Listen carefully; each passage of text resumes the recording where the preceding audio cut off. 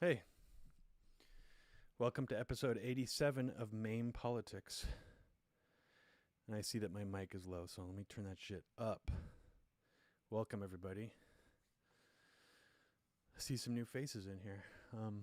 Give me a sec to raise my volume. Okay, much better. Much better. How's everybody doing today? Well, it seems like there's a lot of new people in here I don't recognize. Hi, everybody. I'm just going to give a hi, everybody, this time. Good to see everybody. So, yeah, I guess I wanted to do something a little different today because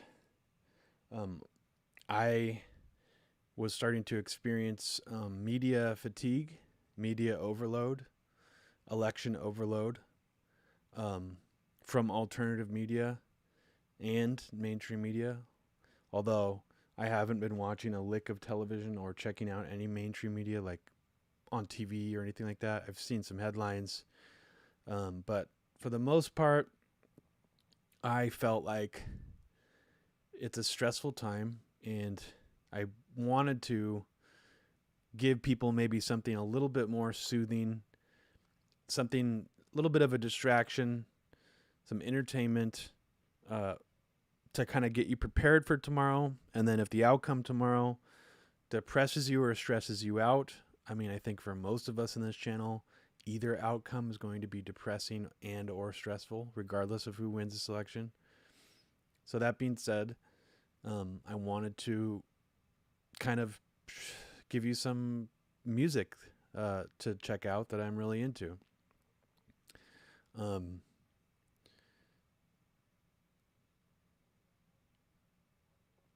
It's going to get worse after that.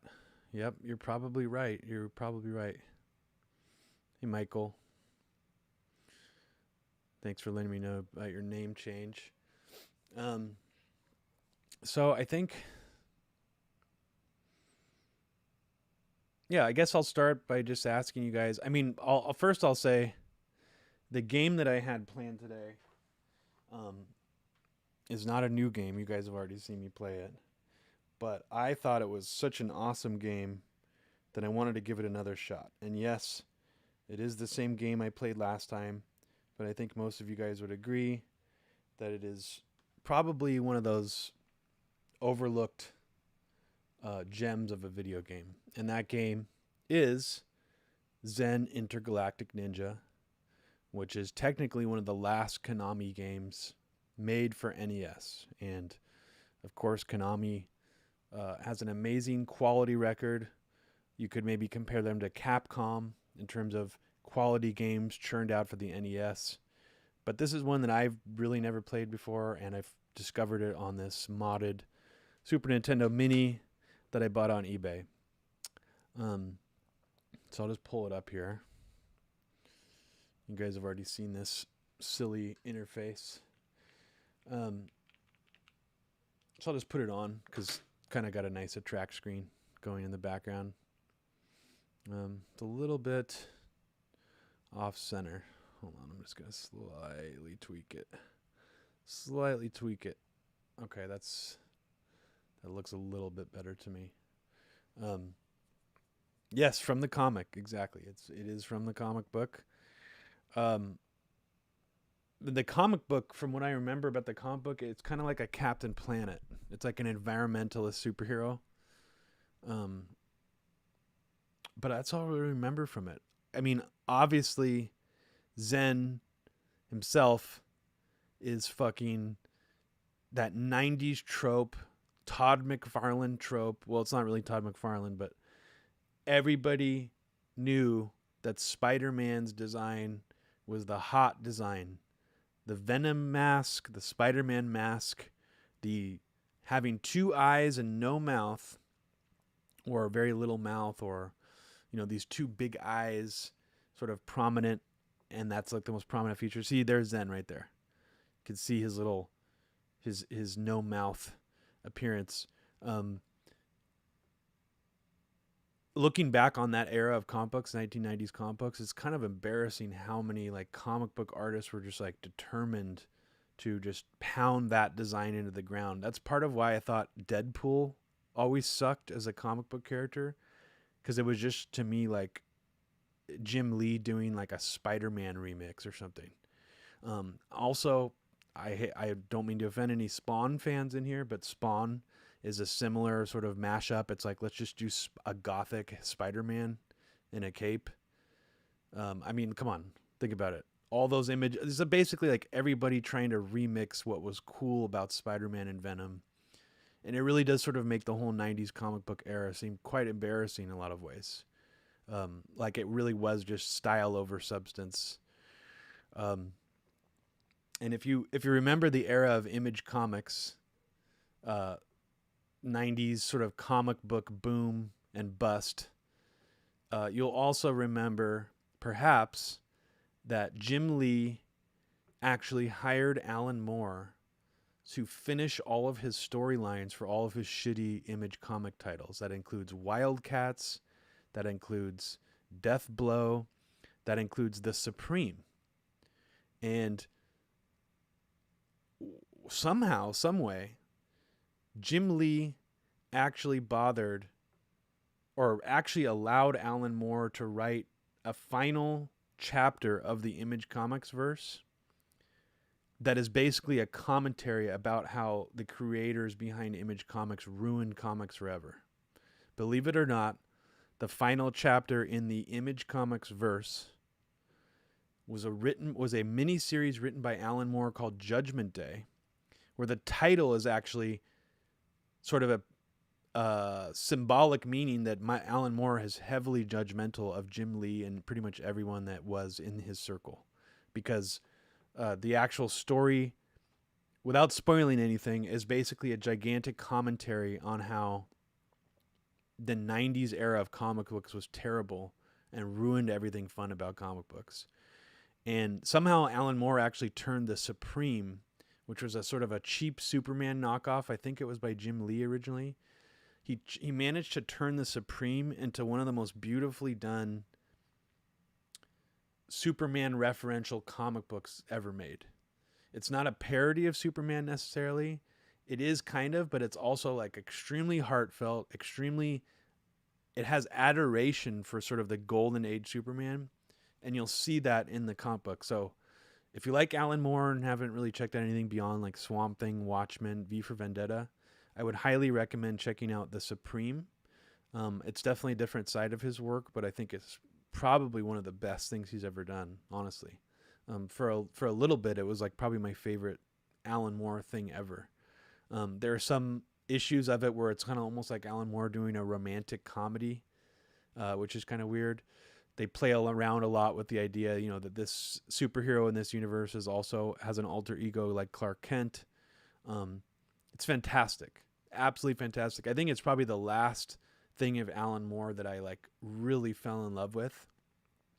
His newer stuff, League of Extraordinary Gentlemen, all that stuff coming off that tip. I like it. I love aspects of it, but it's not my favorite thing that he's done. It's a little sprawling. It's a little on the self-indulgent end. But the Black Dossier of League of Extraordinary Gentlemen is probably my favorite one. It's almost kind of like an erotic porn comic book mixed in with another League of Extraordinary Gentlemen tale. It's pretty awesome. Omar Rana. Well, I mean, I guess I don't mean to shit on the entire era of 90s comic books. There were some really, really great comic books in the 90s. I would say most of the greatest comic books in the 90s were indie. Although I do think, even though it was a cash grab, DC Comics Nightfall is probably one of the most interesting cash grab events that they ever did. And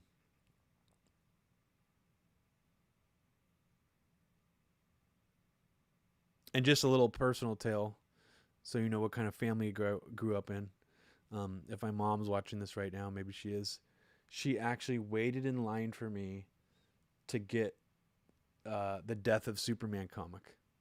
She waited in line at our local comic shop like in the morning to get me a copy. And I will cherish that memory, even though obviously the death of Superman as a storyline has not aged well. It was like one of the biggest cash grabs they ever did. It was still a fun era of comic books for sure. I mean, like it was an event. They were killing off Superman. But again, going back to Alan Moore, they actually allowed Alan Moore to write the death of Superman before the death of Superman based on the original Golden Age Superman, because Crisis on Infinite Earths essentially hey, you're here. Hey, Mom. The Crisis on Infinite Earths. So I'm probably not explaining this very well, but basically Man of Steel, I forgot the artist's name, the author's name.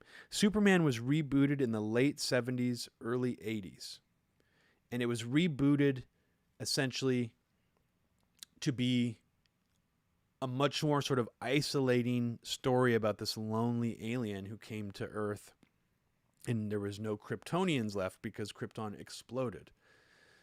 The actual original Superman story is there's actually a ton of Kryptonians left. The planet Krypton, from what I understand, doesn't explode in the original Superman origin story. And in fact, Brainiac, one of Superman's rivals, manages to steal one of the cities in Krypton and hold it inside of like his like collector's jars or whatever. In the original Superman, Superman has a dog named Krypto. Supergirl is in it. It's a very different sci-fi, silly, more campy take on Superman.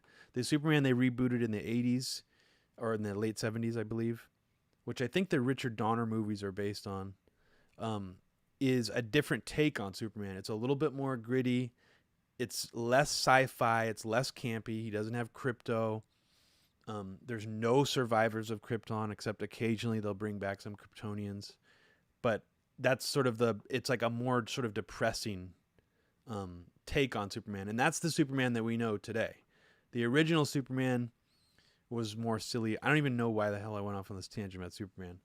But if you even pull up like on Google Images, older Superman comic books, I mean, Superman was basically like a campy romp comic book. There's a whole issue of Superman where he's eating hamburgers like every few seconds. Like he's just constantly eating hamburgers. He can't stop. And the cover of the comic book is just like Superman shoving hamburgers into his mouth. That's the Superman I love. Pre-Crisis Superman before the reboot. Yep, that's true. It's true. It was almost silly. I mean, it was silly, but that's kind of what I like. No, Zod was not from the movie. I think he actually is from the original Golden Age Superman. I think. But it's interesting because they do a Batman versus Superman in the very first reboot, I think, issue of Man of Steel. And Batman is he's like crazy, like terrorist.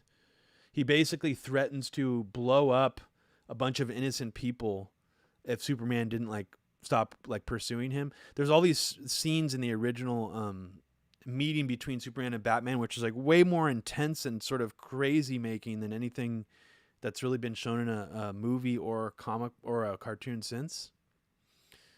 Yep. MMM grower. Yes, he does. He smokes a mouthful of cigars. There's actually a hilarious Superman cover where Jimmy Olsen is like trying to give Superman a Father's Day gift. I guess because Superman became his adopted father in one issue, which is just great. And Superman is holding up the gift and he's laser eyeing it because he's just like, fuck you, Jimmy Olsen. I love that shit. Like, I wish they made a movie or a cartoon off of that Superman. It would probably be like my favorite cartoon of all time. Batman Brave and the Bold is probably the closest thing they've done to that in terms of a cartoon of that era of DC Comics. And that is same thing. That's the Batman that I prefer. I prefer the campy Batman, not the Adam West Batman, but the comic book campy Batman. 100%. 100%. Batmite. I mean, it's wonder. I mean, the Batman Brave and the Bold show. If you haven't seen it, even if you're not a big Batman fan, I would check it out. Even though it does seem like it's made more for children, it's really not, because it's made for a Batman lover, I think.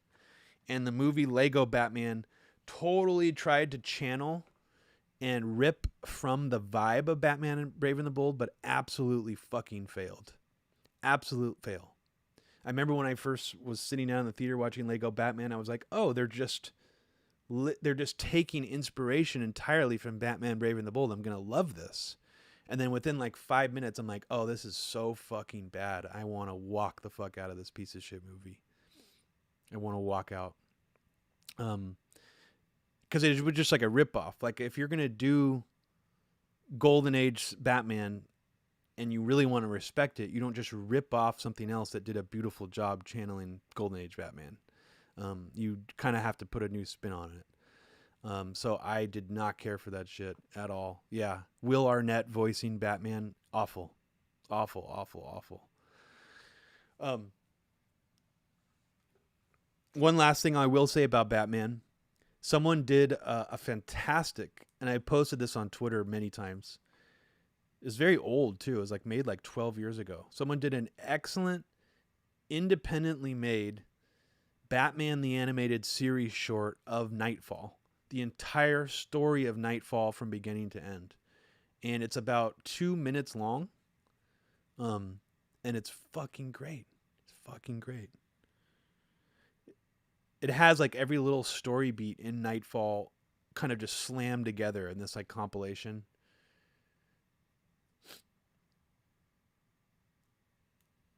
It shows Azrael fighting Batman. It shows Bane breaking his back. It shows like Bruce Wayne in the wheelchair with the Batman signal. I mean, there's several things in there where I'm like, damn, if they made this into a movie, I would die. Like, that would be the best.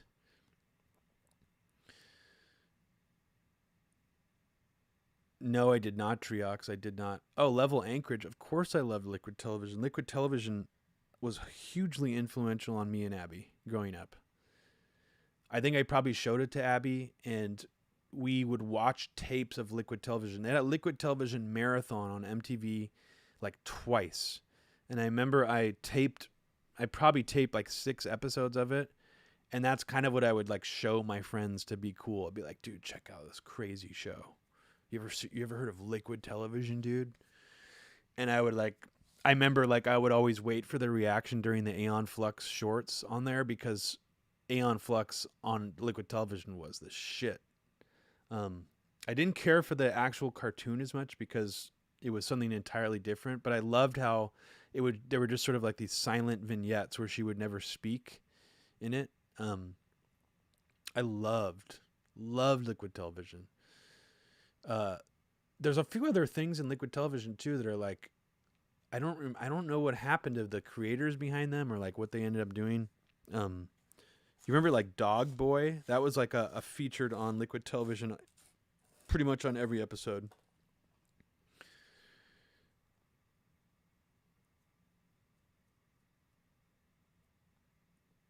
Why Are You Laughing 418 asks, thoughts on the Watchmen HBO show in hindsight. I really loved it actually when it started. I wasn't expecting to, but I was really hooked when they started it. And I'd say as soon as they got to the third act of the miniseries conclusion, I really I could just tell it wasn't going to wrap up good. And I could tell that the ending was either just very quickly written or it just wasn't going to be satisfying. And I was right. I think it was a very weak ending. I think the whole overall plan by Madam, what's her name? Madam, it starts with a T. Hey, John, how's it going? I can't remember her name. Okay, but the character that's supposed to be from Vietnam in it, I thought that her whole master plan and the thing with Dr. Manhattan and all that stuff, I thought was extremely unsatisfying. And it was probably like in terms of all the different ways they could have ended that in a bang, or with like some kind of apocalyptic or large scale event, I thought that was one of their worst choices they could have made. 100%. I was actually excited when the show started that Dr. Manhattan was not in it. And I thought it was more interesting that it would be sort of this continuous mystery. I did not like at all how they unraveled that mystery at all. It didn't make any sense to me at all. It still doesn't make sense. And it's also, it honestly did seem a little racist to me. As much as the show was trying to be very woke, I thought that the fact that Dr. Manhattan decided to go in blackface was a very odd choice, and it honestly seemed racist and strange to me. I did not think that made sense, sort of like offensive on several levels. And, they sort of broke the fourth wall in the show. And Jeremy Irons was like, it's problematic these days, if you're looking like that. And it's like, well, it's problematic to have Dr. Manhattan in blackface in the show. And Damon Lindelof, the guy who wrote it, I mean, he talked a lot of shit about Alan Moore in his PR tours for Watchmen. And I think that's really distasteful. I mean, like, he talked about how there was problems with Watchmen because it didn't have enough people of color and didn't have enough strong women characters. Sally, Jupiter's daughter, was portrayed as sort of this weak, emotional woman. And it's like, he really leaned into that. I'm thinking, like, you're not really woke, man. You're just like a Hollywood fucking douchebag. And he would even try to be like, all these liberals here in Hollywood like to think they're woke and blah, blah, blah. Like, I'm not like them. Like, I'm just like I'm like above it, but like it's like, no, dude, you're just the same. You're exactly the same, and you're a fucking douchebag. So, I mean, yeah, I guess I'll give you some credit for doing something way better than I thought you were capable of for like the first 2/3 of the show. I mean, as far as a work that you've written, it was by far the most interesting thing you've ever created. I can't stand his writing on anything else at all. I think actually, if I'm being honest, the only thing I really enjoyed of his that was written partly by him was Star Trek Into Darkness. Like, I actually kind of liked how he remixed Wrath of Khan. I liked that, but there's a lot of stupid things that happen in that movie too. I mean, that movie seems like a mashup of it's like a Franken script, obviously.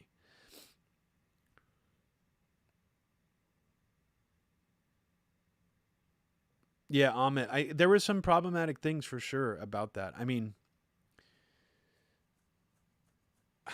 it just seemed like a wasted opportunity to me. I mean, obviously it was very high budget, very well cast. There were many things about the show that I really did appreciate and that gave me a lot of hope.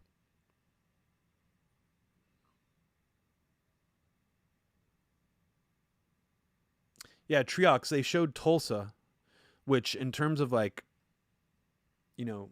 trying to teach America about the history of their horrible behavior or racism, I think that was great. But, oh God, I'm going to botch his name. Tahiti Coates. Oh God, what's his name? The author that basically was the one who really, popularized the sort of the idea that we did that. Like, most people didn't even know about that until his book.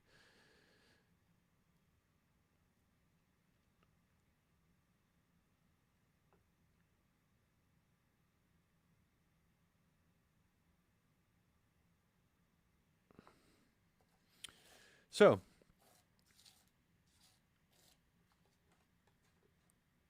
let's talk about music. Let's talk about music. Um,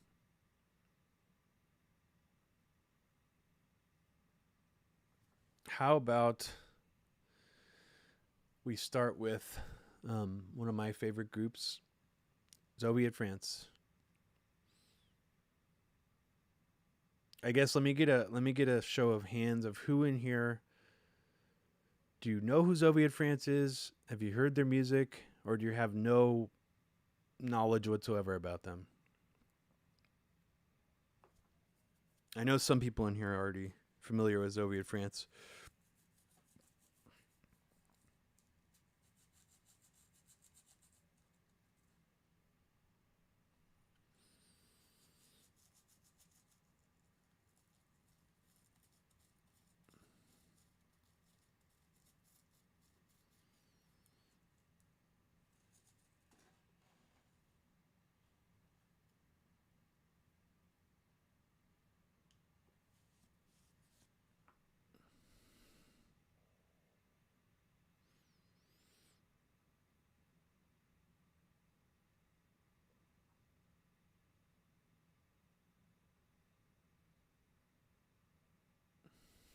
Cool, Nathaniel. So we have one person here who has seemed to been a fan for a while. Nathaniel, what do you think? Off the top of your head, what would you say are your maybe one of your favorite Zoviet France albums or even songs? Because what I did is I prepared a little list of albums and songs, my favorites, and also recommendations for first time listeners how to get into Zoviet France. Um, what's really cool about Zoviet France as a group is their sound sort of introduced me to the idea of um, it's now called hauntology.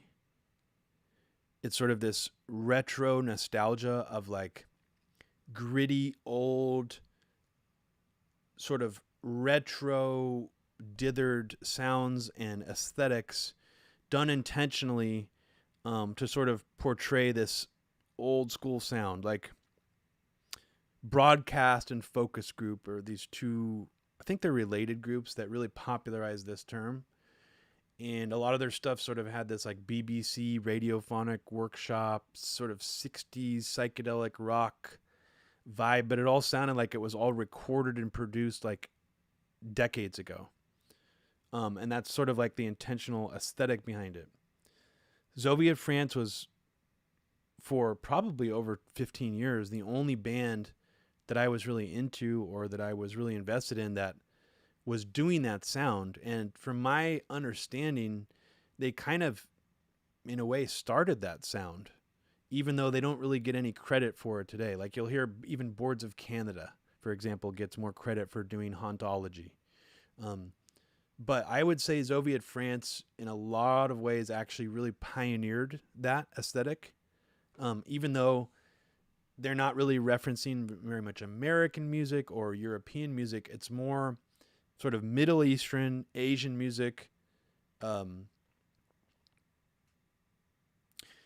what's really cool, and what's especially cool about them is, you know, there's sort of this thing we're familiar with in music now, which is sampling. You know, you use like a loop from an old song or, you know, a riff or something like that. One of the coolest parts about Zoviet France, especially their earlier music, is that there was this sort of gray area where you could not distinguish what they were sampling and what they were actually playing live or in studio. It had this very intentionally gritty quality where sometimes their songs would even start with like an AM radio sample of like some Middle Eastern chant that sounds like it's like barely, the signal's barely coming in. And then at other times you're like, wait, is that one of the band members singing or vocalizing, or is that a sample? Is that weird Middle Eastern instrument, is that sampled from some radio station, or is that like being played live?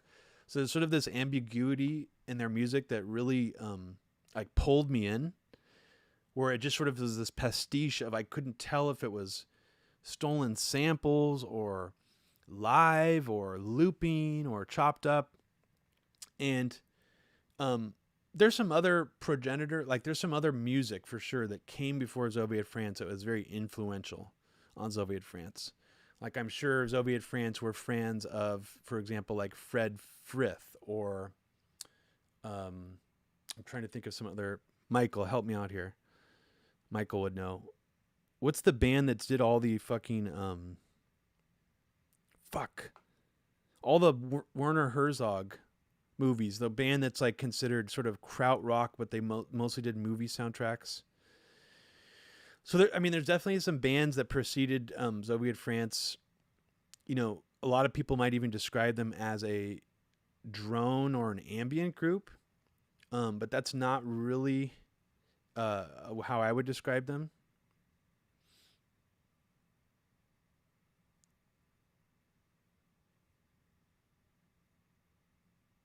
Popol Vuh. Yep, that's it. Michael, you got it. Oh, someone beat you to it. Yeah, Popol Vuh.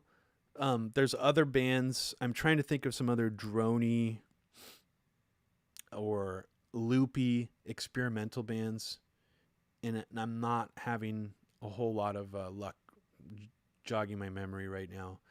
But Michael, if you can think of any other bands that you think might have influenced Soviet France, list them here.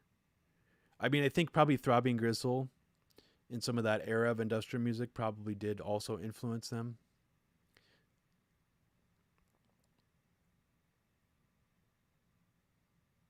That's hilarious. So you actually lifted a copy of Digilog from Tower Records.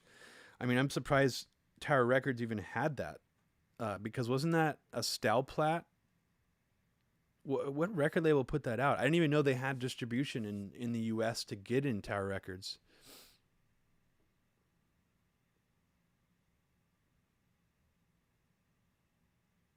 Michael Glavi. Yeah, I wouldn't be surprised if Suicide had an influence on Soviet France only because Suicide is so weird.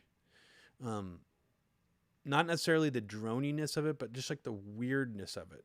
That Suicide has a sort of an makes you feel uncomfortable at times. That's one of the things I actually like about Suicide. Um, I went through a Suicide phase maybe like 4 years ago, or no, it wasn't 4. No, it was like around the time that MIA just basically ripped an entire Suicide song and made that track out of it, with those gingers being like blown up by like landmines. Um,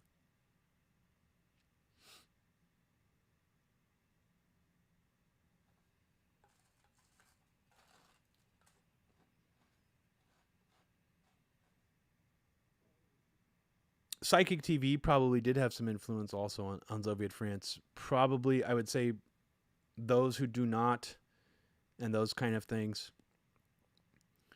Um, but Soviet France, I mean, if you go to like the website Discogs and look up Soviet France, they have, I don't even know how many full lengths they have. They have a lot of albums. And just so you're aware of who's in the band, it used to be kind of a super group of people, and they were sort of originally like in the style of the Residents, where they were all anonymous. They deliberately didn't credit any members of the band. They didn't have. It were just like an anonymous group, and that changed around the time where one of their main members left the group around the mid '90s. His name is Robin Story. So Robin Story was one of the original members of Zoviet France, and he left. Says here on Discogs he left in '92. Maybe that is the case. Um, but the only remaining members of Zoviet France today are Ben Ponton, who was an original member, and a newer member who joined the group in '95 named Mark Warren. And I don't know if I've mentioned this on the show yet, but I am working on a collaboration album with Mark Warren right now, who's basically one half of Zoviet France. I'm very, very excited about. Um, me and Ben were collaborating on something that I missed the deadline for. It was like this kind of massive project where like there was like 100 contributors, and I sent the files too late. So I was sad about that. But the thing I'm working on with Mark, we've been sort of batting it around for the last few years, and I look forward to putting that out. There's another person in Soviet France who you might have also heard of. He kind of got famous doing a project called Dead Voices on Air, which was released by Martin Atkins Invisible Records record label. His name is Mark Spivey. And his Dead Voices on Air albums are pretty good as well. The first two especially I'm a fan of. Let me get back to the chat. I just accidentally closed the chat here.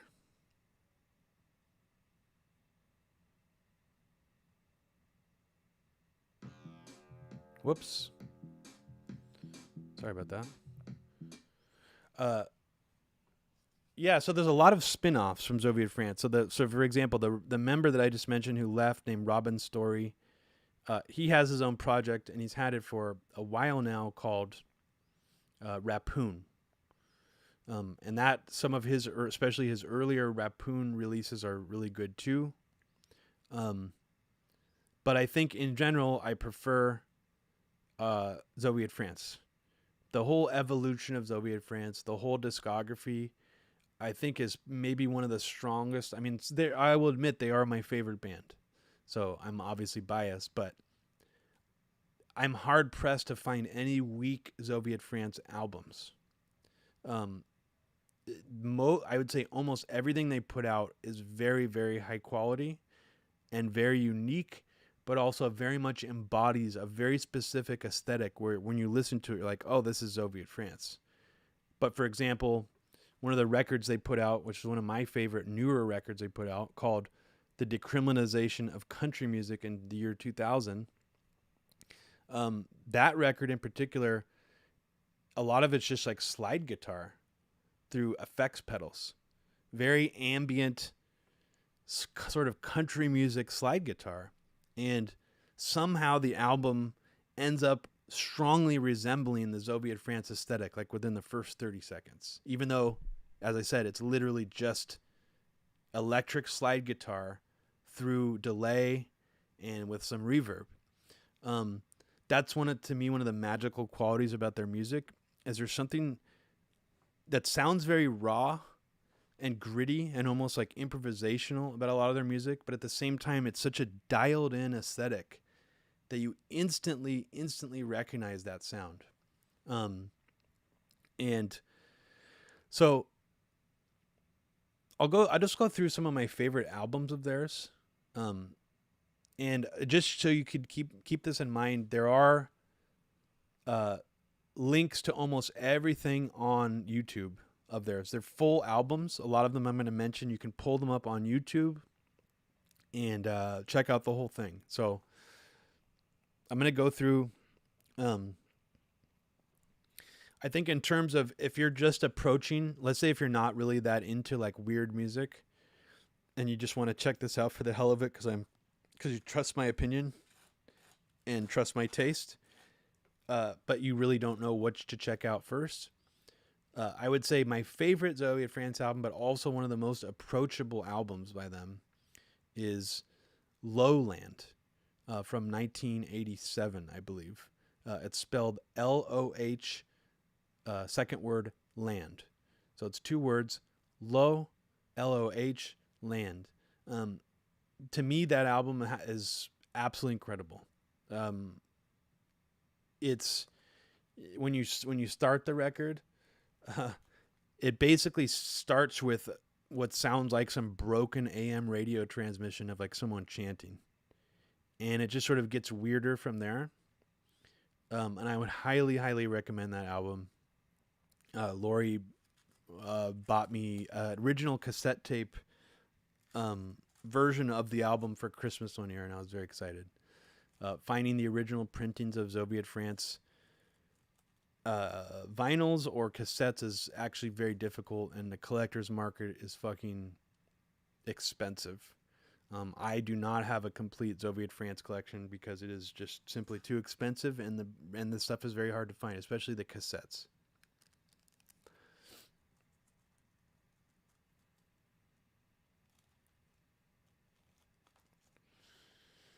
And unfortunately, I'm not going to play any music on this broadcast today because I don't want to get this pulled. Because Autechre's music, I know a lot of that is copyright roboted. The copyright sniffer will take down the video if I put it on here. Zoviet France, not so much. But since I'm going to also be talking about Autechre, I don't want to sabotage this broadcast. But I'll tell you what, I will, because I'm doing this, I will make a mix of each artist for you guys to check out with some of my favorite tracks in it. So I'll put something like that together sometime in November. And I'll also drop some links in the chat. Here, I'm just going to drop this link right now so you guys can sort of follow along with what I'm saying. This is the Zoviet France discography. Some of you guys could see that.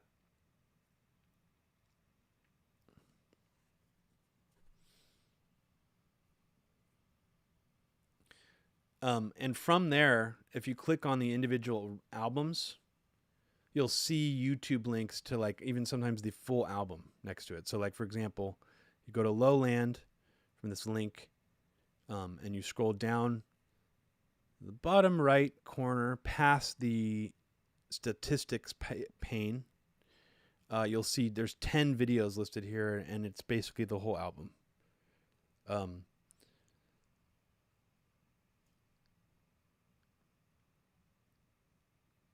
How is the new one? Michael, are you talking about Zoviet France, the box set? Zoviet France just put out like a 10 LP box set of like the second half of their discography, which includes, I think, 2 whole new full lengths that are unreleased, which is amazing, and cannot wait to hear those. My copy should be here any day now. I haven't bought a vinyl record in like maybe 4 years. So kind of splurged.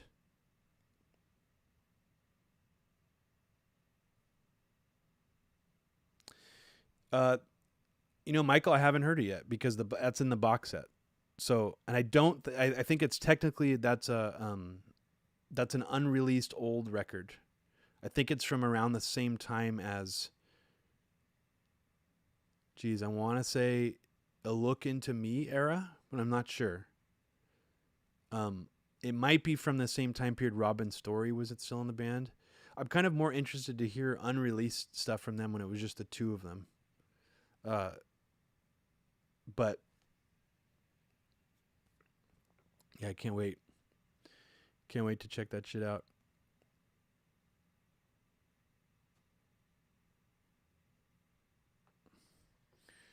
So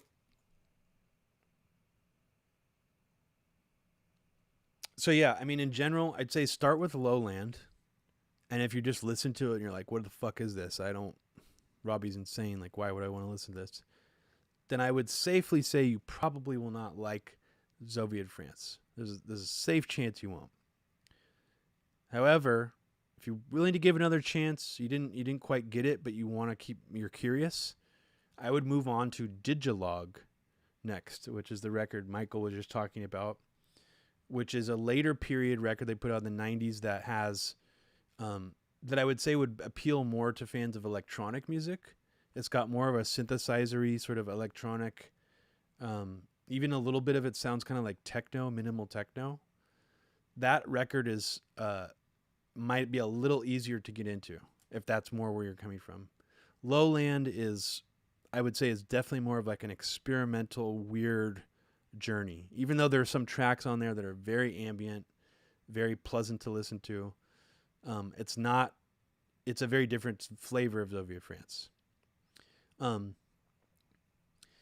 if you want to throw something on that's sort of like a whole album themed trip, where the songs kind of all blend into each other and they're sort of weird but also ambient, and you could sort of trip out and relax to it.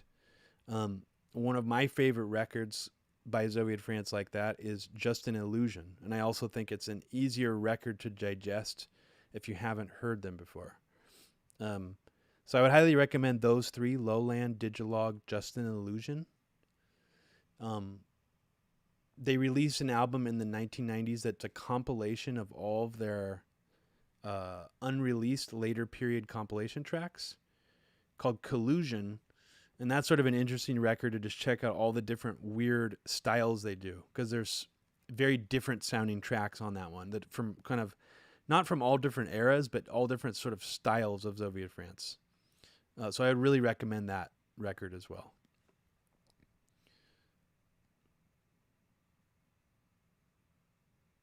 Yeah, Just an Illusion is great. And it's kind of, in some ways it's a little cheesy because they have I believe it is a self-help tape that Zoviet France uses quite a bit. Like they use the same guy who's on this self-help tape. And he's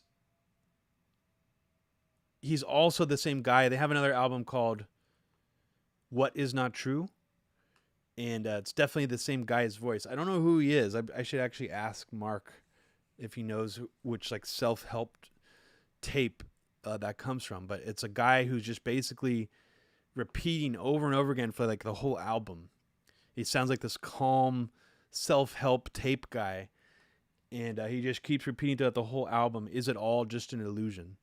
And of course, back in my psychedelic days when I would, smoke a lot more weed, it was a very trippy album to listen to. Very trippy, and highly recommend it. It's great. I think it's probably, if Lori had a favorite Zoviet France album, it would be Just an Illusion. I think she could prove me wrong if she's listening to this.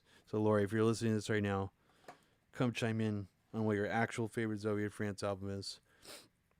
But it was funny when I first started dating Lori. Then we would smoke weed. I would put on Zoviet France sometimes, and she would actually tell me to like turn it off because she would be like, "This music is like feels like it's tearing me apart. It's like so intense. Like something about listening to Zoviet France for her while stoned was like too much." And it's really cute. But I could kind of understand that because the only time I listened to Zoviet France on acid, it wasn't acid. It was 2CB in the Las Vegas desert. It was extremely intense. Like the music made the trip feel like 10 times more intense. Like I had to take my headphones off and I was just like, holy shit. Like, fuck. Like I almost feel like I have to be kind of brave to listen to Zoviet France on psychedelic drugs, if I'm being honest. Because it will definitely do things to you. It feels sort of deceptively calming and ambient, but in reality, it will sort of spaghettify you. Level Anchorage, how did you get DMT 20 years ago? Level Anchorage, I made DMT 20 years ago. I fucking made it. I made it by following a FAQ online by a guy who probably still has his FAQ online. He's probably still active in the DMT community, named Quantum Tantra. Now, the first time I did DMT was actually given to me by a traveling hippie, crazy hippie guy. And I met him at the Minds Convention in Berkeley.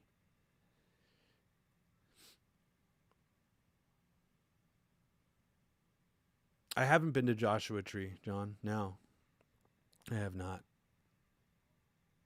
Patrick Blair, that's awesome. Yeah.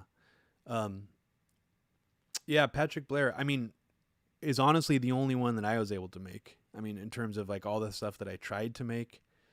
I tried to do a mescaline extraction when I was in my early 20s. Very, very difficult. Total fail. I mean, even just getting mescaline out of the cactus, or even just processing the cactus, is a real chore. It's basically like you have to like filter thick mucus essentially, and that's really difficult to work with.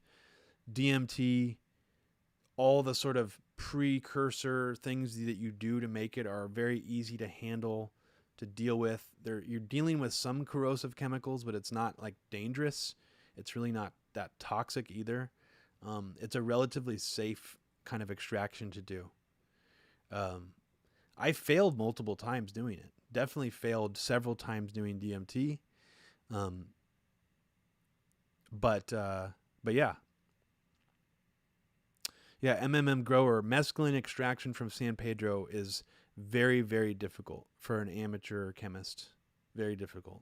You pretty much need vacuum filtration to filter it. And most people don't have access to that. I mean, I didn't even understand. I remember someone was trying to explain to me on one of those drug forums. They're like, oh, yeah, you could just hook a filter to your faucet and, it creates enough water pressure to suck something through a funnel. And it's like, I don't fucking know how to do that, man. If life is a leaf, why bother? Peyote is so much easier. I think from where I am located, if life is a leaf, peyote is unheard of. Nobody ever had peyote. Only people in the UK and in Europe I knew could get peyote easily. There were a few people I met who had grafted peyote onto San Pedro, but they refused to give it to me any or sell me any. So I never obtained it. I only think I found it like once in my whole time being into psychedelic drugs. Definitely one of the rarer things to come across from where the circle that I was in at the time.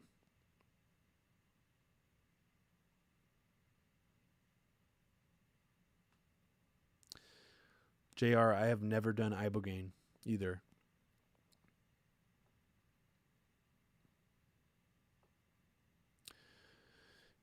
Yeah, Ned, how's it going? I don't trip at all anymore. I do not at all.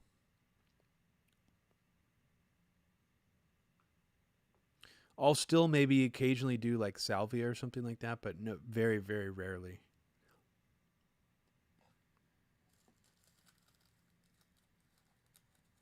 I've told Michael this story many times as a frustrating story, but I actually had a plan. Like I worked up the mental strength to trip on acid again about maybe like 5 years ago. And it was actually, I was doing it specifically to watch Michael perform in his band Noma Ogo. Noma Ogo used to put on these really cool, sort of ritualistic electronic music shows that were very psychedelic, and it was at a camp out in the middle of the woods. It was sort of a perfect environment to do it, and it turned out the acid that we took was fake. It was fake, and I didn't fully realize it until like 2 hours after I took it. I'm like, "Yep, this is fake acid. I don't feel a thing." And honestly, I have not built up the mental strength to like want to take acid again since then. So that window has passed for me. Maybe it'll come around again soon.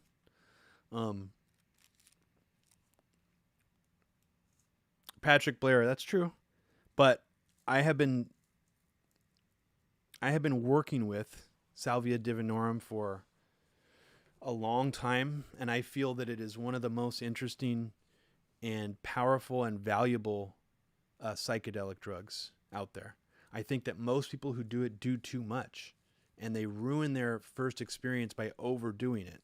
And in fact, that seems to be, I would say 99% of all people who have tried salvia hate it for that reason, which is a shame because to me, it's almost like, it's like if you took 100 hits of acid for your first time doing acid, you'd never do it again. You'd be like, that was fucking scary and terrifying. I will never do that again. To me, that's what it's like when most people talk about doing salvia. It's like they always do a death dose. And it's like, well, of course, you're not going to enjoy it if that was your first try. I mean, so chronological is exactly right. I think salvia is more meant not to be smoked, but to be done sublingually, orally. The problem is it's not easy to do that. If you can handle really bitter foods and you don't really have a gag reflex, like if you've trained your gag reflex to not gag, you're like a sword swallower, or you can deep throat or whatever, then you can probably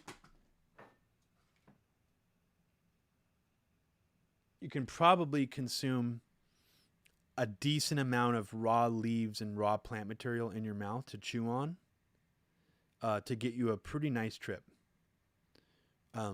I can't do that method. It's called the salvia quid method. You're supposed to fold up 5 to 10 to 15. Some people do 20 leaves, fresh leaves, into a ball or a quid, which is almost like a square. And you're supposed to sort of chew it in the corner of your mouth like tobacco or coca leaf. The problem is it is so bitter. It's just like pure chlorophyll, like tastes like grass, basically, like almost even worse. So if you can handle that, you can have a very satisfying, very, very different style of trip from an oral salvia use. I would say it's even far more different between like edibles and smoking marijuana. So for someone who has only tried smoking salvia before, I would highly recommend doing the sublingual method. They also sell tinctures online. Like Daniel Siebert sells a very expensive tincture. It's called like green goddess extract or something. It's very, very strong. It really works. But then the problem with the tincture is you have to use a lot of alcohol for it, high proof alcohol. So it burns your mouth essentially. It's not pleasant. So that sadly, the problem with salvia is that the methods that are actually psychoactively more pleasant are physically unpleasant to do, and they take some getting used to. The method that's easiest to do, smoking, is very psychoactively unpleasant for most people because they do way too much. And I think that the only way to smoke it and actually have fun is to know what your threshold dose is for a full death dose and to undershoot that. That's the only way. So you almost kind of have to build up. You kind of have to start really light and build up. So if you even have access to like 10x salvia or 15x or 20x, there's nothing really above 20x or frankly even 10x. Anyone who advertises that they sell anything above 10x salvia is mostly a scam artist. It doesn't really exist. I'm sure some people have made it, but 10x salvia is you don't need anything stronger than that. Like it would be ridiculous to get anything above 10x. It's just so little plant material. Holy shit. Lanny Jackson. Robbie, one of the scariest salvia trips I ever had ended in my body turning into a case of Coca-Cola cans that started falling apart. I love it. That's great. That's fantastic.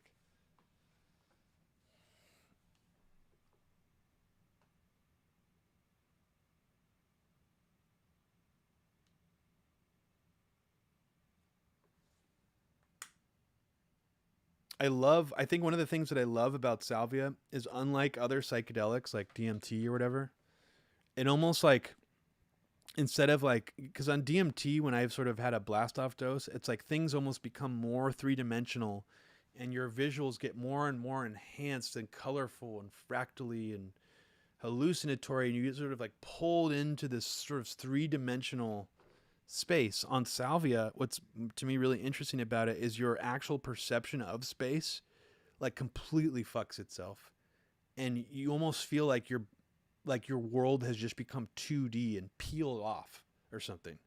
It's like your sense of depth and physics is so manipulated that it feels so unlike any other experience you'll ever have. And I would actually be really interested. You know, a lot of scientists, people who study quantum physics and physics are like, yeah, I figured out this theory, or I imagined this when I was on LSD. I want to see some of those same people who are into quantum physics come away from salvia with insights, because I have this weird idea that there's something about salvia that's actually sort of tapping into that sort of string theory, quantum physics kind of world.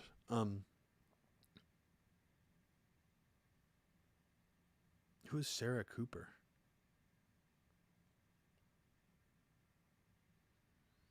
David, I've done both. So DMT from a volcano vaporizer. I actually did that at the same camp out that I just described. That was during my own performance. I was able to distribute DMT to about 10 different people via a volcano vaporizer with a giant bag. It was really fun. But I also have used the volcano vaporizer to smoke salvia, which is a great way to smoke it too. I would say if you are interested in vaporizing psychedelic drugs, a volcano vaporizer is actually extremely useful. Even though they're sort of like old fashioned now, you could probably get them for not that expensive anymore. But if you do want to do this, you need to get the digital temperature setting version of it so that you can literally dial in exactly the melting point. Like for DMT, you can look up the melting point on Erwid or Wikipedia or whatever and just be like, ... like dial the exact number in degrees, and you got it. You know you're not going to ruin it. You know you're going to vaporize it at exactly the correct temperature. Same with salvia.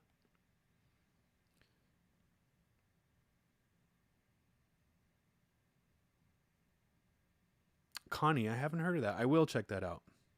I've avoided most people's analysis and sort of writings about salvia because I find that the way most people describe their trips on salvia to be not just exaggerations, but like interpretations of what they experience to the point where I almost feel like they're lies. I don't know if that, does anybody else get that feeling where sometimes when you would talk to other people who've done psychedelics and they would tell you about their trip and you would feel almost like they were embellishing it in the same way someone would like try to connect together different little pieces of a dream. I always had a hard time talking to other people about psychedelics, so I feel like almost everybody does that, where they sort of make up or strewn together construction of what their trip, what their actual real-time experience was. Maybe because they want to give it more meaning or they want it to sound like a more entertaining story. I was always more drawn to psychedelic stories, which felt more like realistic depictions of like what being on a psychedelic feels like. So when I would read, for example, like reading books about salvia, I would tune the fuck out the moment anyone would be like, I met the salvia goddess. She was a beautiful native woman with a headdress. I'd be like, what are you talking about, dude? You don't see, salvia doesn't make you hallucinate that kind of stuff. What are you talking about? So that's when it's a lot of people who write about salvia talk about it in this very cheesy, new age-ish hippie way that turns me off so badly that I can honestly see why other people have maybe been turned off by salvia if they've read stuff like that. I would say that one of the only people who's written about salvia that I'm like, damn, that sounds like a real salvia trip is probably Daniel Siebert or D.M. Turner, who's passed away. He wrote two very bizarre personal trip report books.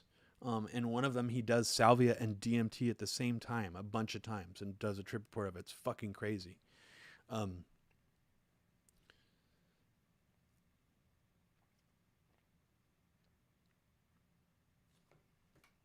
That is 95% of trip reports. It's true, MMM grower. It is true. 95% of trip reports are people like embellishing or making up their hallucinations when in reality they're much more abstract than they're describing it. I like I said, it's kind of like dreams. Most dreams, I think, are rather abstract and are more like David Lynchian than most people's descriptions of their own dreams, where they almost sound like these little complete vignettes with like first, second, and third act. It's like that's not how a dream works. So, yeah, I know I've gone off on a total fucking tangent. How long have I been doing this? Jesus Christ. Spent like an hour talking about psychedelics. Holy fuck. Let me get back to music. Let's get back to the music.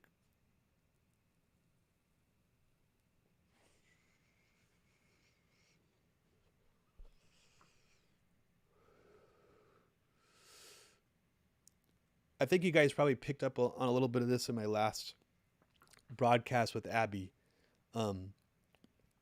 Is that I've always sort of rejected subcultures, and in general, it's like when I was into psychedelics, the psychedelics that people were into the most, I was like into the least.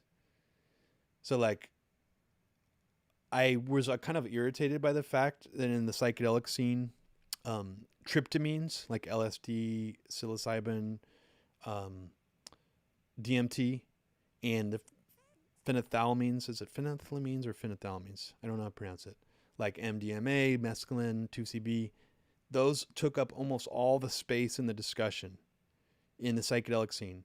I think I was just jumping into the psychedelic scene at the time when ketamine was being respected as a powerful psychedelic. It was like finally getting the recognition it deserved. But other than that, people thought salvia was just a novelty. Nobody was studying Amanita muscaria. There was very little interest in any psychedelic drugs that were outside of those two classes of drug. And I think that that always made me more interested to explore the ones that weren't in those classes, like Amanita muscaria, for example. I think is probably something that should really be explored more, by people who are into psychedelics. And it's kind of surprising to me how little interest there is over it. That's a true dream drug, dream psychedelic. You talk about these drugs that make you dream, or like, what is it in Black Panther where he like eats that weed and then he like goes into the spirit world? That's sort of more what Amanita muscaria is. You have your trip in your dream, and your dream is fucking crazy. I've only really had a successful trip off of it once, but I would definitely do it again if I was able to get like some kind of extract or something that I knew was potent. It's kind of hard to get fresh, good quality Amanita muscaria, even though, as Davey just showed us in the chat, they're an emoji. They're actually very hard to find in potent, finding a fresh one. If you're a mushroom hunter, you could probably usually know where to find them.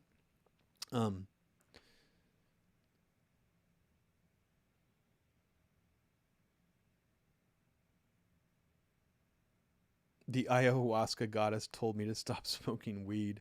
Yeah, that's another thing. Grower, when people would talk about like, oh yeah, when you smoke DMT, everything's all synthetic, and it's like because it's a chemical and your trips are like really like cyber and synthetic. But when you do ayahuasca, you're drinking like a natural plant brew. So like you see like the jungle, and you see like jaguars, and you see, frogs in the jungle and plant life. It's like, no, you don't. That's a complete cultural imprint. Like, why would that was the thing that really bugged me about the psychedelic movement, is everyone was like a new age hippie. It's like, instead of being the scientist and actually like being rational, it was all this weird flaky stuff. It's like you see panthers if you take ayahuasca. It's like, of course that doesn't happen. Only if you want it to happen. Only if you've like read things all about ayahuasca that make you think that's going to happen. So yeah, anyways, I've just totally gone off on a bizarre psychedelic rant.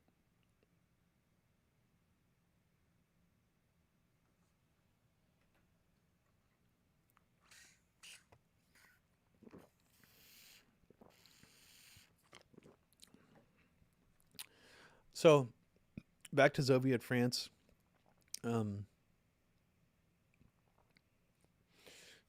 Those are, I think, the albums I'm going to mention again. Lowland, Digilog, Just an Illusion, and Collusion, I think, are very good starting points if you're not familiar with Zoviet France. I think very good starting points in terms of tracks, like if you want to pull up individual songs. There's two fairly long tracks. One of them is almost 20 minutes long. The other one's pretty long too. One of them is called Shamanary Influence with an E. It's from the album Shouting at the Ground. That album is really, really good. But that song in particular is a huge standout track for me. I think it's probably my favorite Zoviet France track of all time. And then there's another song, the opening track to the album, The Decriminalization of Country Music, Something Spooked the Horses, is a very, very good song. And it's also a good introduction to them, and especially their later sound. So I would recommend checking those out.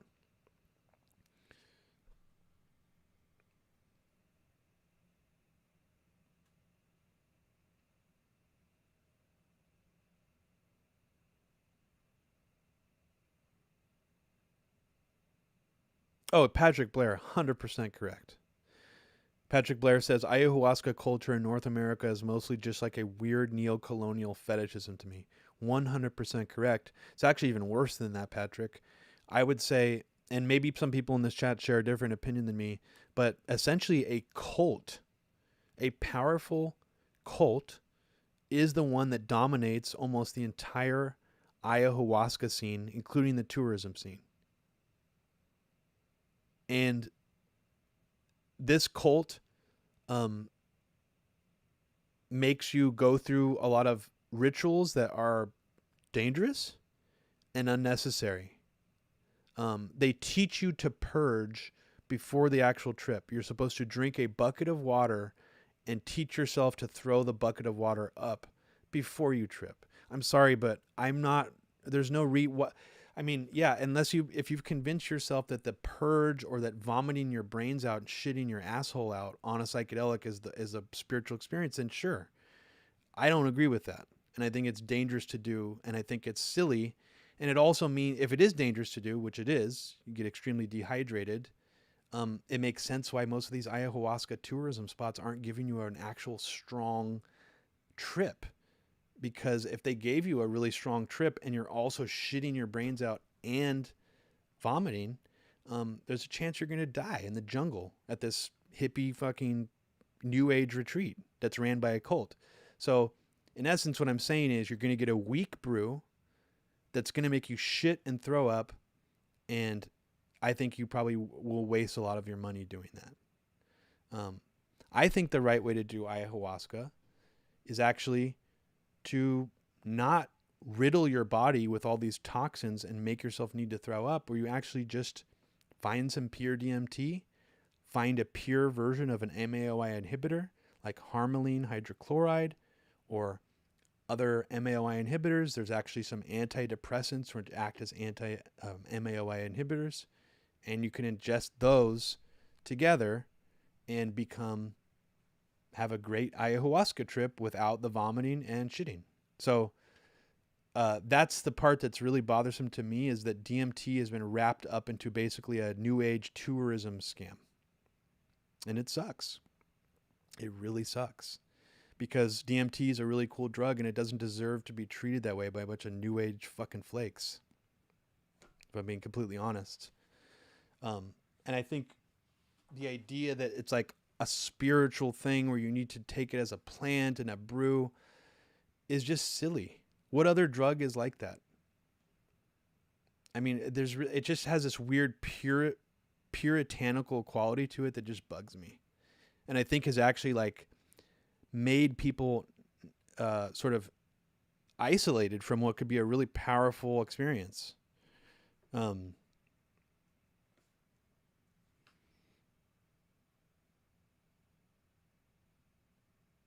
Jim O'Rourke. Actually, Jim O'Rourke, Level Anchorage. I don't know if you already knew this. Jim O'Rourke actually did a collaboration album with Zoviet France. There's a 3-way split album, and I think Jim O'Rourke is one of the people on it. His music for sure is definitely coming off of a similar tip, especially his Steam Room series. I've actually been told on good authority that some of those Steam Room sessions are Kima, symbolic sound Kima, physical modeling synthesizer sort of jam sessions. That some of those sounds in those records, the Steam Room records are, and which is really cool because he's really sort of using that physical modeling in a way that other people aren't.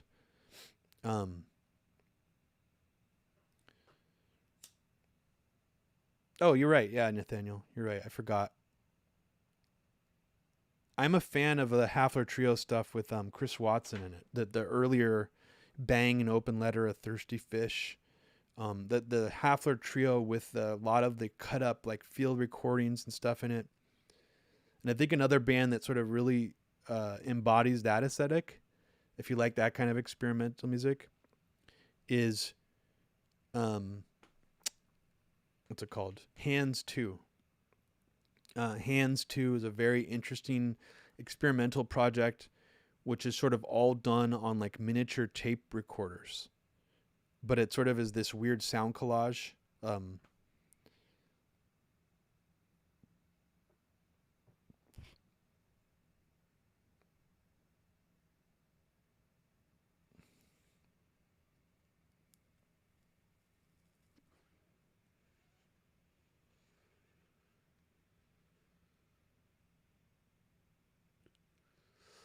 Yes, JNNX. I will say that just in case anyone is thinking of doing this. MAOI inhibitors are extremely dangerous. JNNX says he is correct. Um, this is why people fast and have a very specific diet leading up to an ayahuasca experience. It's not because of even the ritualistic aspect of it. It's actually because an MAOI inhibitor mixed with certain types of foods or other chemicals can actually really be really dangerous to you. So the interactions between an MAOI inhibitor and other things. So taking ayahuasca is not something you could just casually do, generally speaking.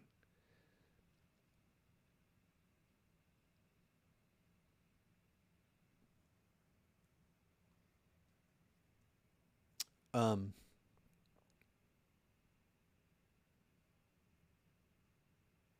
nice, Michael Glavy. Yeah, Michael Glavy says I've had incredibly psychedelic experience with just long-term natural meditation, like full-blown ego death, no time, no space, complete union with the cosmos. I mean, that's another way to have those kinds of experiences. They are flavored very differently than chemically aided ego death. Um, I think that, there's definitely some people that prefer the natural way. And I think if you can, I mean, basically it requires you to sort of will ego death, which is, I think, a very difficult thing for most people to do. The only benefit really to taking a psychedelic, if your goal is ego death and sort of that experience, is that it sort of forces it on you. So like DMT, it's like getting hit over the hammer with ego death, whereas meditating to get ego death is sort of like pushing through your own ego's resistance.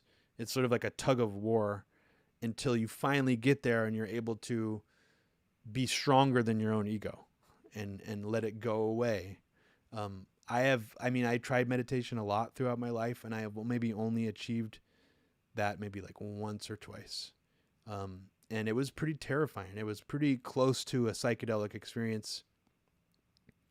But I have to say, my experience with it, compared to psychedelic experiences I've had, the psychedelic experiences were much weirder, stranger.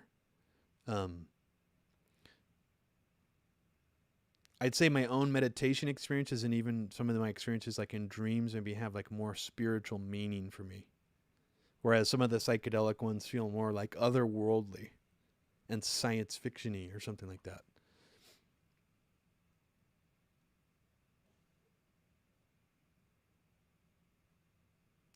Lonnie Jackson says 2 tabs of LSD for a good ego death trip. Yeah, I mean, first of all, most people's tabs these days are not 100 micrograms, at least in the States. Um, maybe I'm wrong though. Maybe tabs are more higher quality. But in my experience, LSD is distributed on other forms, like with in a vial or in a, how else is it distributed? Like on a sugar cube. Um, those are not. I have experienced a dosage that's probably more like 50 to 75 micrograms. Um, but 200 micrograms is a lot. I mean, I think for most people that would be a very, very intense trip. That's more intense, I think, than taking like an entire eighth of psilocybin cubensis or something like that.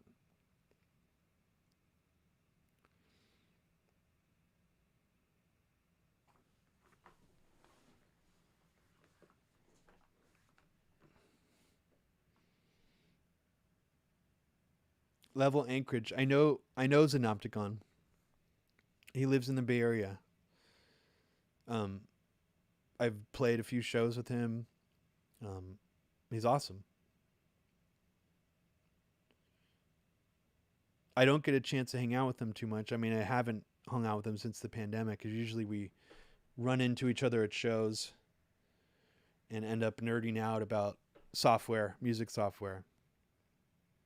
He's one of the only people in the music scene out here that like knows all about like all the weird software plugins to do like weird effects. Um, he gets really deep and nerdy on all the like what's out there.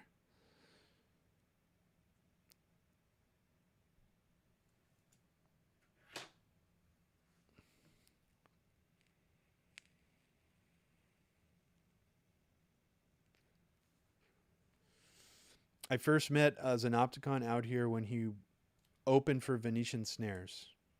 I think that was like, I want to say like 2008, 2009. And he moved here, I think, a couple years later.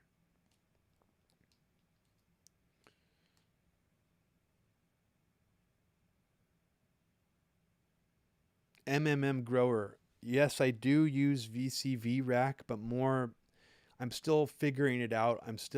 I haven't like made anything with it. Even though I've been using it for over a year, I still haven't, I don't feel comfortable like jamming on it. It's more just, oh, let's try this. Oh, will this work? Or I just still feel like I'm in the learning phase. Compared to a real modular synth, it's not, I almost don't like the fact that it's designed like a modular synth because it doesn't work as easily as a modular synth. You know, anytime you plug something in from a module, it's going to work. It's fairly straightforward. On VCV Rack, some of the aspects of just the way the interface works, things like that, it confused me. But I'd really like to get into actually reactor blocks, because reactor blocks is not just about cloning modules and things like that. Like VCV Rack seems more leaning towards recreating the entire Euro rack market. Reactor blocks is a little more, seems like it's a little more geared towards things that go beyond just modular, like Euro rack analog modular synthesis. And I prefer using that more. But the problem is with reactor blocks is it revolves around the core patch making. And the core mode of reactor is kind of confusing, let's just say, to put it mildly. I don't understand it. It goes over my head. I'd almost rather use Max MSP, which kind of sucks because the whole point of using reactor is it's supposed to be a little bit easier to use in Max MSP, a little bit more intuitive. But when I get into core, I'm just like, this is more confusing than Max MSP. Why am I bothering to learn this? So it's frustrating for me. I'd rather just go into Max MSP at that point. Even though I know reactor core has huge capabilities to it, it's just not something I've wanted to invest too much time in. PD, Pure Data, Patrick Blair just brought up, is like Max MSP. I think it was made by Miller Puckett, the guy who originally worked on Max MSP for PC and Linux, and it's meant to be basically, it's not compatible with Max MSP, but it's meant to be very easy to pick up and very, very similar to Max MSP.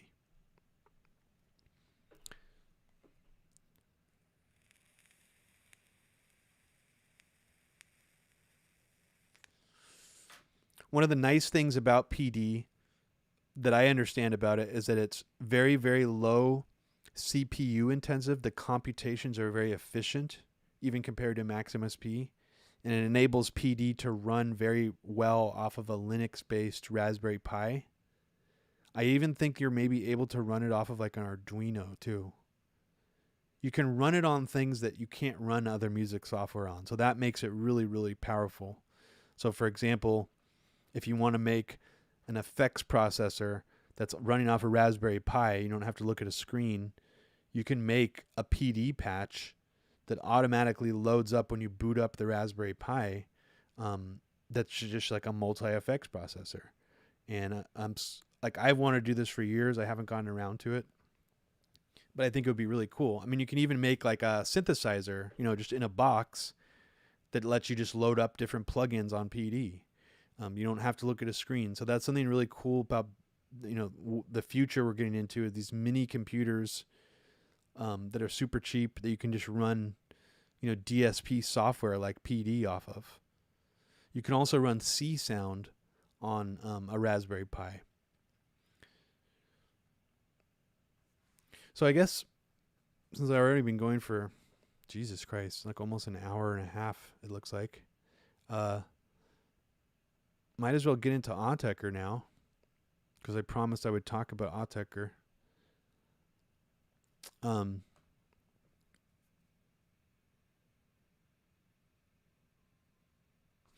gonna try to play a little bit of this game, and I'm gonna fail at it while I'm trying to talk about Autechre. I want to get some game action in here, a little bit at least.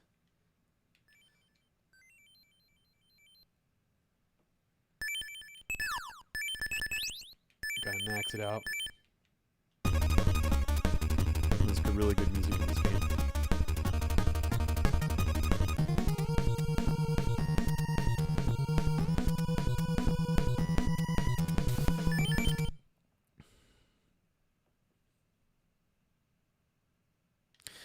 Ned Ryerson, I've gotten into this space music making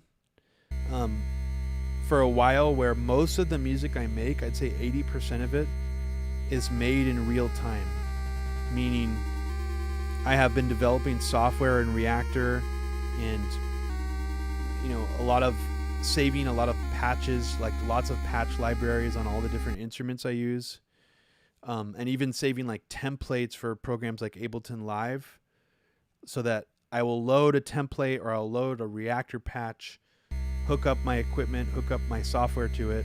Usually I'll sort of choose different instruments or sounds each time, and essentially just start recording a jam session.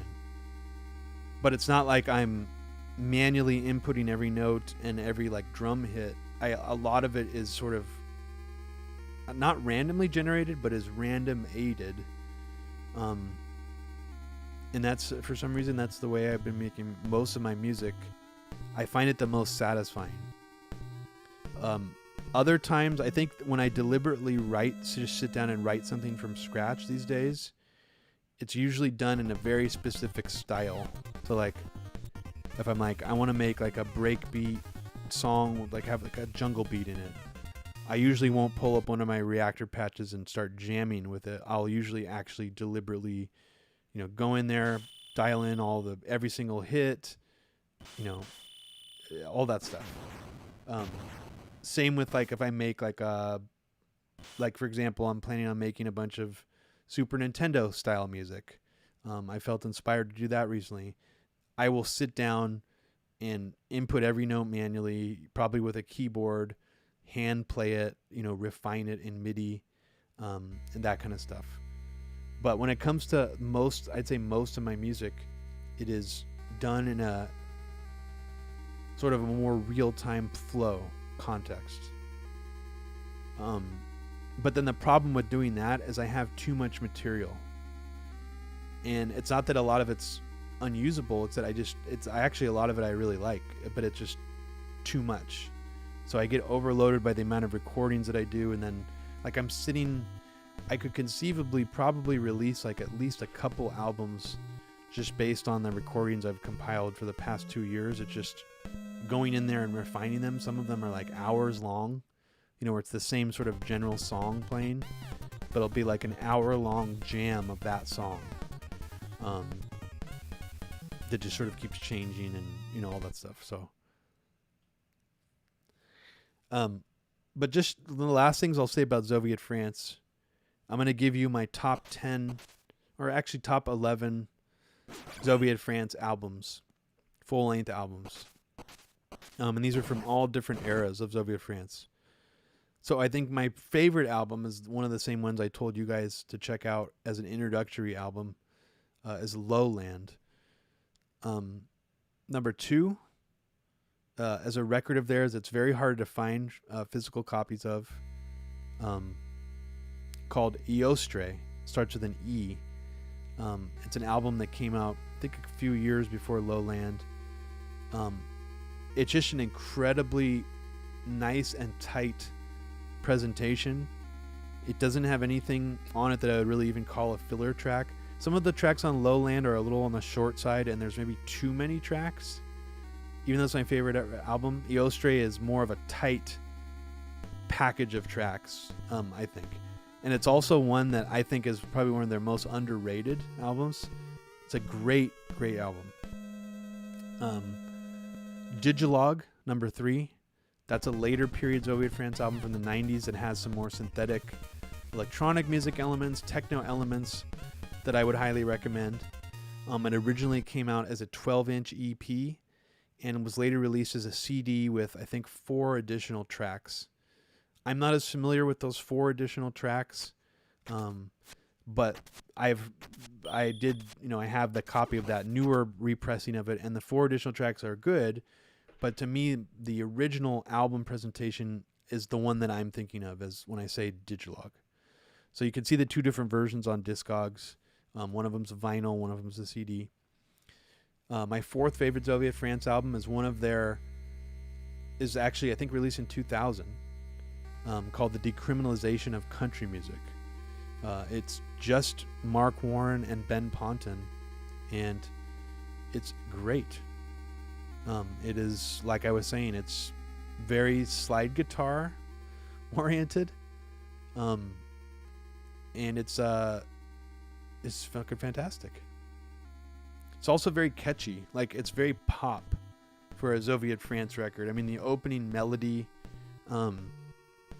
has a sort of, it's almost like the opening track almost sounds like if Zoviet France had an anthem that you'd hear at some kind of sports game. I know that sounds really bad, but it's not. It's amazing.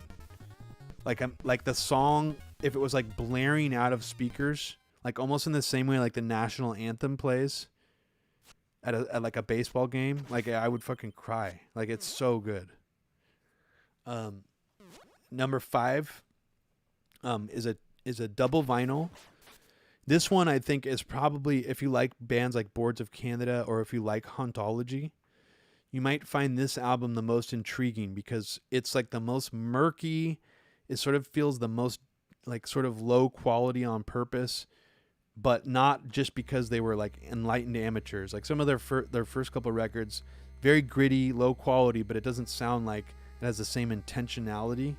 This one, Monomishi, is very, very intentional sounding. And I'm going to drop, I know the other ones, I think I didn't drop a link to them, but I'm going to drop a link to this one in the chat right now.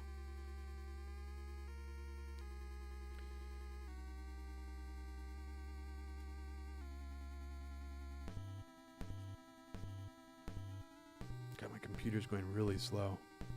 This shit's fucking up.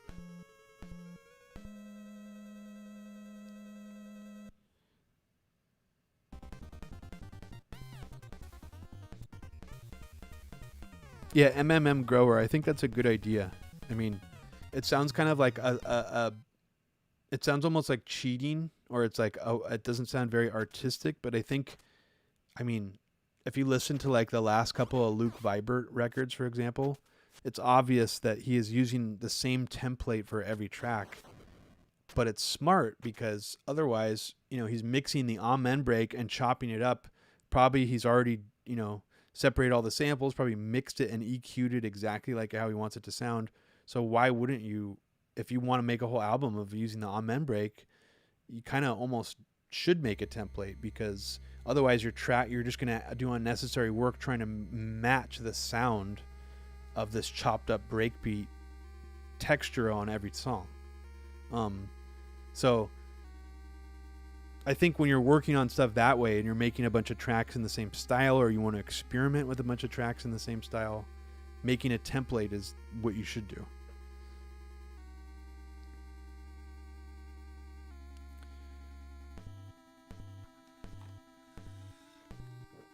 So this record, all the tracks on it are unfortunately untitled, which is annoying, but it's one of their best records. And I think it's also, like I was saying, it's one of the ones that would probably appeal most to people who like that sort of low quality hauntology kind of sound.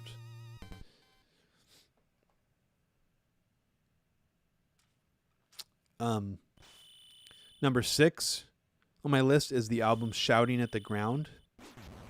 It has, oh my God, Adam G just said Tim Pool just released a song on election eve too. Wow, what a brave motherfucker. He won't take off his beanie, but he releases a song. Dude's got balls.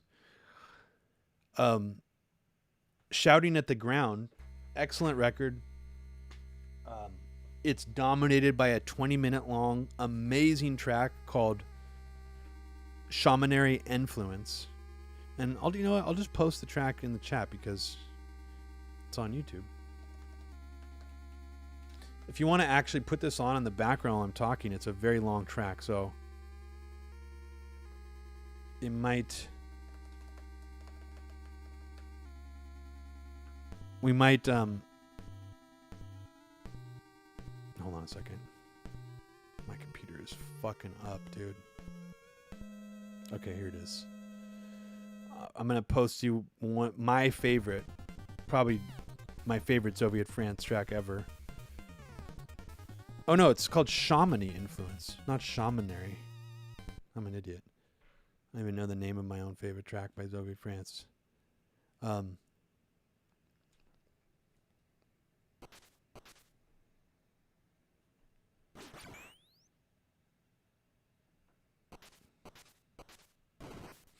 yeah, how could I not mention Burial? Well, it's because I don't like Burial. And I want to bury Burial. I want to wipe Burial from the history. Or what did Ahmadinejad actually say about Israel? He wants to wipe Israel from the passage of time or something. I want to bury Burial in the tomb of ancient history.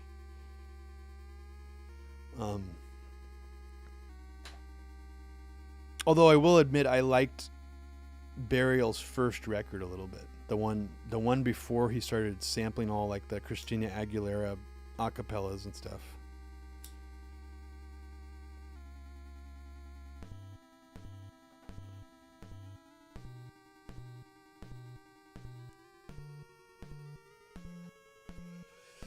Okay, so I posted the track up there if you want to check it out. I highly recommend checking that track out. Probably, if you don't like that track, you probably won't like Zoviet France. I'll just say. I think it's an amazing track. And I still don't even really know what it is that you're hearing. I mean, it's probably some kind of flute or something, but like I've tried reversing it on my computer because it sounds like some kind of reverse sound, and I still can't tell exactly what it is. And it's obvious it's some kind of microtonal melody too, which is interesting. It's not in a 12-tone, chromatic scale, even though it kind of sounds like it is. Some microtonal music, if you listen to it, like especially like some Eastern music is microtonal. Your ear just hears it as like a pleasant melody, but you don't realize it's actually like going in between the traditional 12-tone scale.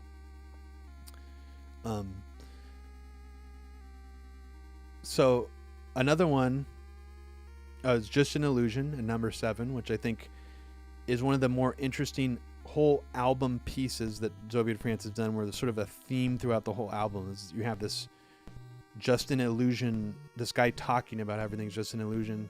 It sort of comes up throughout the album multiple times. Many of the tracks blend into each other. Many of the tracks almost sound like remixes of the first few tracks or different variations. It's a very cohesive. It's one of those things where I would recommend listening to the whole album your first time. Like just throw on the whole album, Just an Illusion, if you're gonna listen. If you just want to check out tracks, don't just sample a track off of Just an Illusion. You won't get. I mean, those tracks are good individually, but you just won't get the effect from it if you do that. At number 8 is an album that I think is fairly underlooked. And it's a little noisier. Like it kind of is a little more gritty than some of the other albums I recommended. It's called A Flock of Rotations. That album's very good.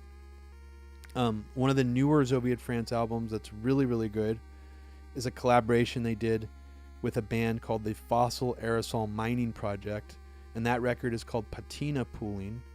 It is I think it's a triple or a double vinyl. Very, very interesting. this band Fossil Aerosol Mining Project also kind of sounds like Zoviet France in their own right. They have a similar vibe. So the collaboration of the two is interesting, and it's not like when I didn't hear this band before this collaboration, so it's kind of skeptical. But the actual collaboration is, I think, one of the strongest, newer things they've done. Number 10 on my list is the sort of their comeback album. It's called 7-10-12. It's kind of a short album, but I highly recommend that one as well. I think it came out in, I want to say 2015. Let me see. 2012, actually. That one came out in 2012. So there was a 12-year hiatus after the decriminalization of country music before they put out another full-length album, and that was it. 7-10-12.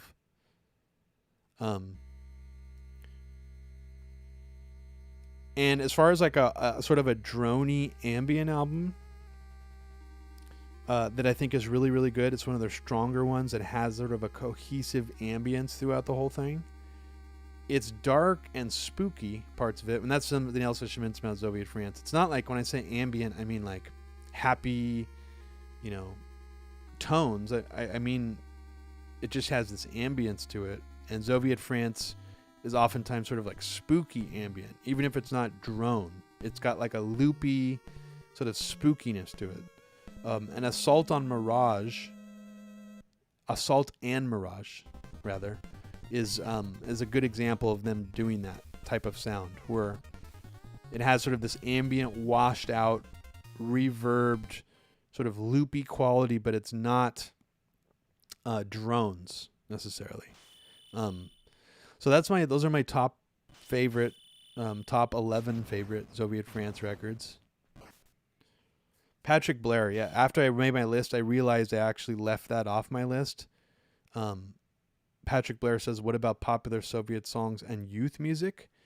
That record is excellent. It's very, very long. It's a compilation of compilation tracks of theirs, but it's very, very good. And I would say that it's probably,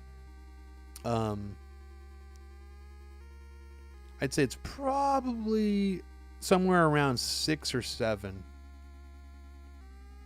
I think I like it better than A Flock of Rotation, so maybe I'll say I put it around position 8 on my list, Patrick, because I did forget to put that. I did forget about that album when I was making my list, actually, and that is another overlooked record of theirs. It was released on vinyl, actually. They re-released it on vinyl on demand in the last Zoviet France box set, collector's box set.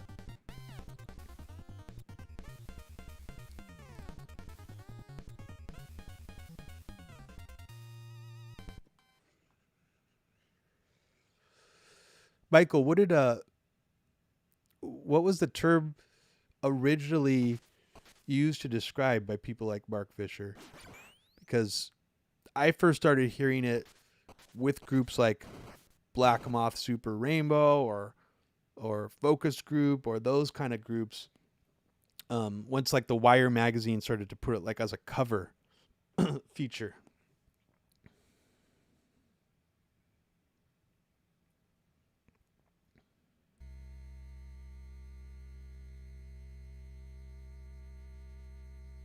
Also, do you think, is Mark Fisher from Birmingham also, Michael? Do you think there was a reason why? I don't even know, have we talked about this before? Like, why do you think the whole Code 9 hyperdub scene like never acknowledged like Mick Harris or Scorn? I mean, I know it's not necessarily a direct influence on dubstep, but I just found that strange that like coming from the same city, you would think he would have had maybe some admiration for Scorn, but maybe not. Maybe he didn't like him.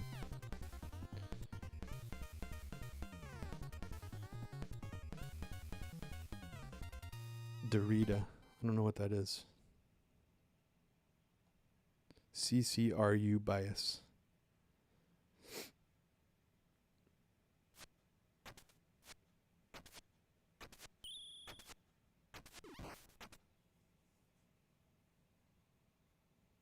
Oh, wow, Carl Knight. Damn, dude. Your parents were horned up from seeing Xenakis. And that's how you got conceived. That's amazing. Congratulations. That's a pretty cool origin story. Very cool. When I first went to Alaska, I don't think you told me this, Michael, but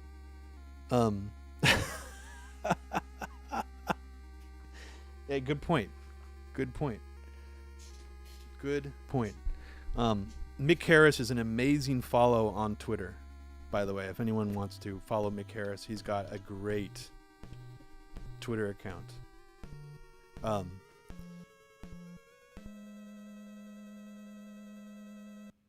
Yeah, I remember when I first went to Alaska, there was, I don't remember who said it. Maybe it was Lori who read this somewhere, that that a lot of Japanese tourists would come to Alaska during like the peak of the Aurora Borealis time period, because there's like a cultural tradition, or it's like a more modern one, believing that some Japanese people apparently thought, out of good luck or something, that if you conceived under the Northern Lights, it would give you like lifelong prosperity or something. I don't know if this is completely made up, but I always just thought that was weird, because it's like, so your parents planned a vacation to conceive. I don't know. The whole thing just seems sort of weird. It would weird me out if I grew up and my parents were like told me the story of how they went to Alaska to have sex under the Northern Lights.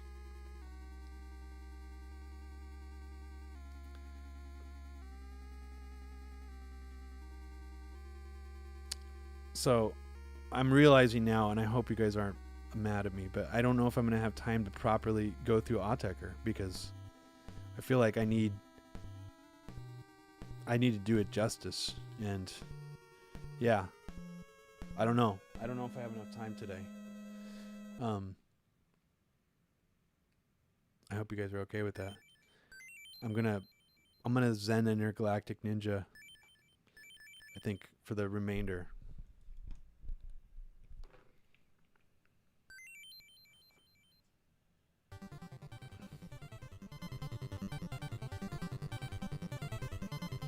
So let's see if I can get past the first stage this time. Okay.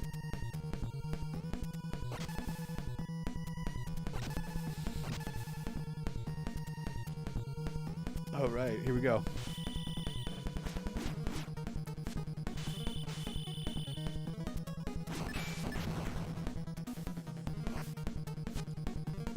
I love that zoomed out sprite of Zen. It's pretty cool. Oh shit.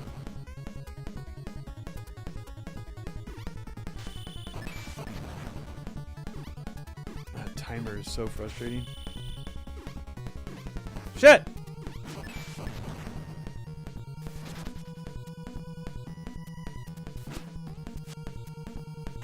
Okay, this part was so hard last time I played, remember? Okay. Ah! I just wish they let you, like, I wish it was Contra style where you could just come right back up. The fact that you have to start the level over is so frustrating.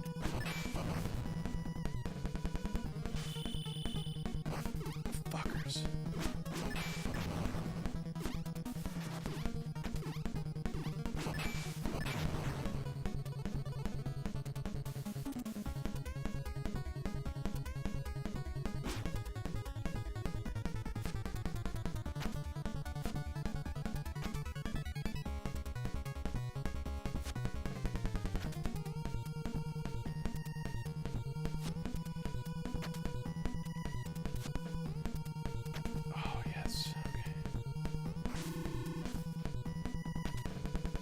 The crane thing fucked me up last time. I don't know exactly what I'm supposed to do there. Like, this is literally how I haven't gotten any further than this part. That's how bad I am at this game.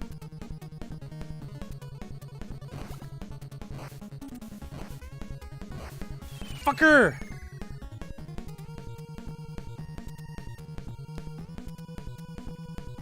I feel like you need to let him pick you up like right here or something.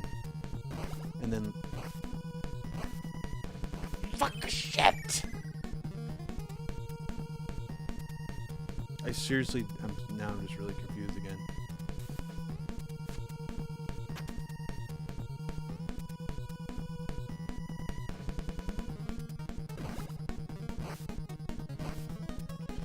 Fucking asshole, dude. I don't know what am I supposed to do there? Okay, hold on. Anyone have any idea what I'm supposed to do right there? Has anyone played this game? Because this is my last life. Avoid the crane? Well, if I avoid it, then... I mean... Where do I go? Can I jump up there? Fuck! Oh my god.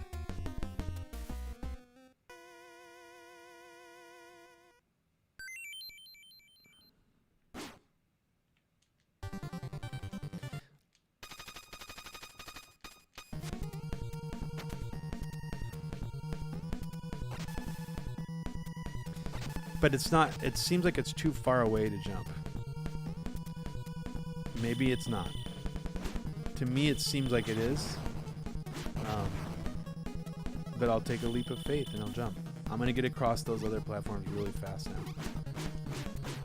Fucking shit, dude. This game also reminds me of Ninja Turtles by Konami, slightly. Probably mostly the music.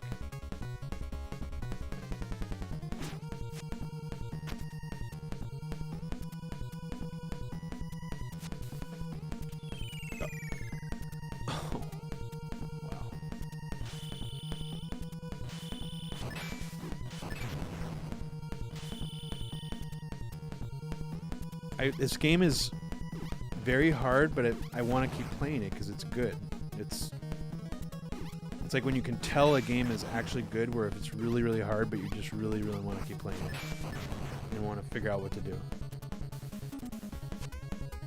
There are some games that are just hard because they're really shitty.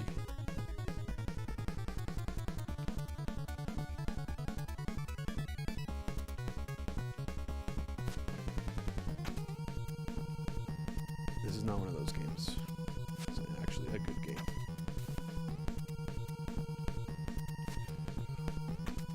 Oh, shit.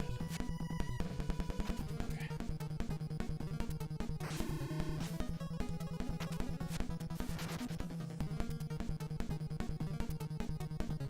Don't you motherfucker come at me.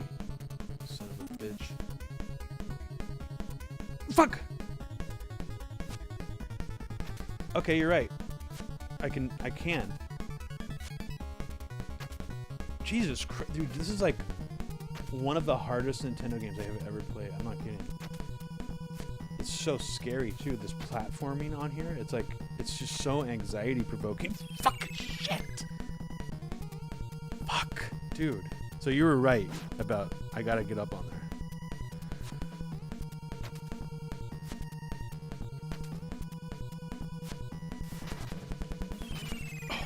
God, dude, this is so hard. This is so fucking hard. Unbelievably hard. No wonder this game didn't do better. I mean, if they just made it a little bit easier, it could have been a hit, maybe. I mean, I don't know. Is that something I'm supposed to get, or is that going to hurt me? Take a vote from the chat. Does that hurt me, or is that good if I land on that? Tell me now.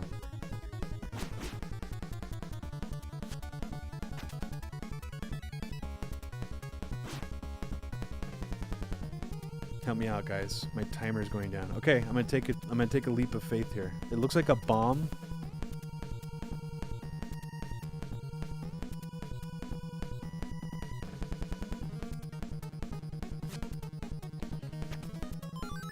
Okay. Whoa, wait. Fuck! Shit! You get your answer now, Adam? You happy now?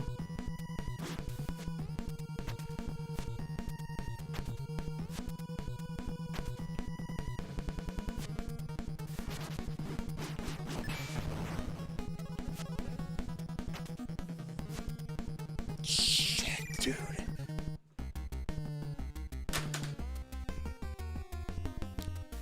So my goal of getting... Wait, does it, if I continue, do I stay up there or no?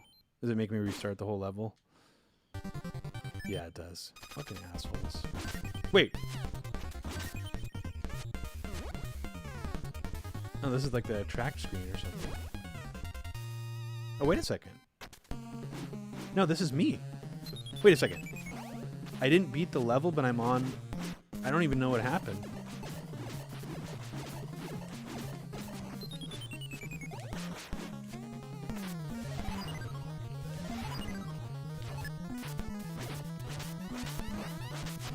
So I have like an E-tank thing.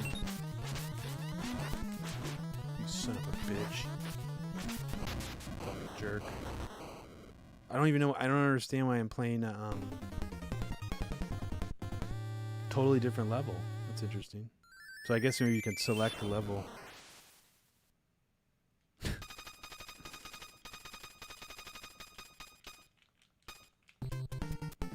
What in the hell is happening here?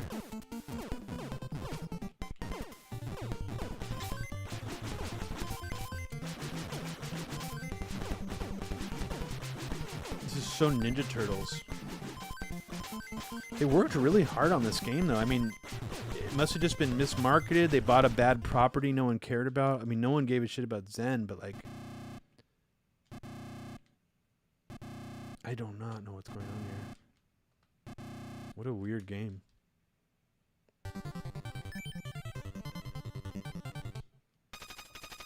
Yes. Oh shit, now I'm on the fucking cart. Oh, this is cool. I don't know why I got rewarded for playing so bad. Maybe I accidentally went to like a later I was gonna say maybe I accidentally went to a later, harder level.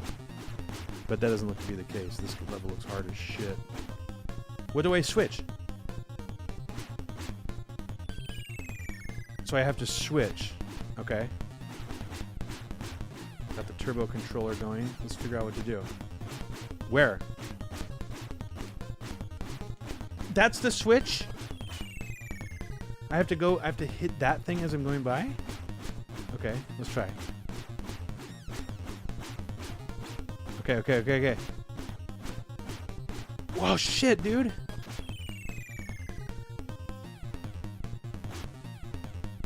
Very fucking hard game.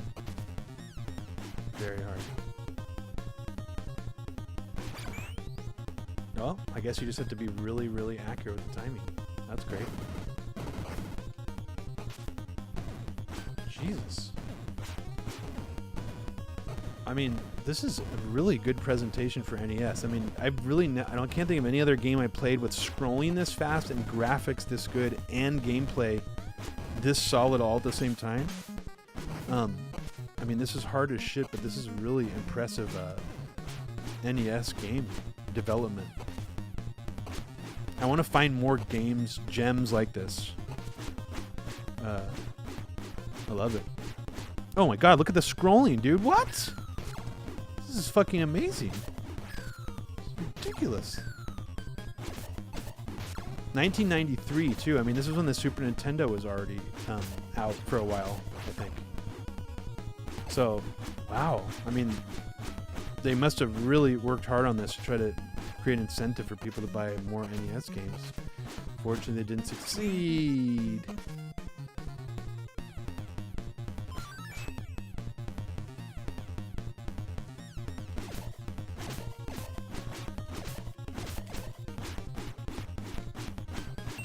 Oh, fuck, dude.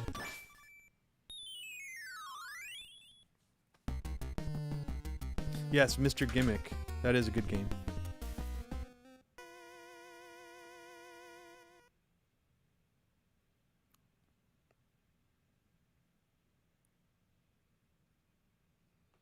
Okay, let's do it. Let's use the last one up. Let's do it.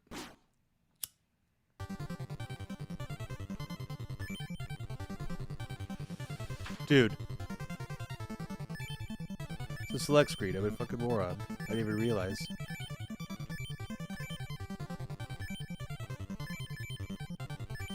Which one should I go to?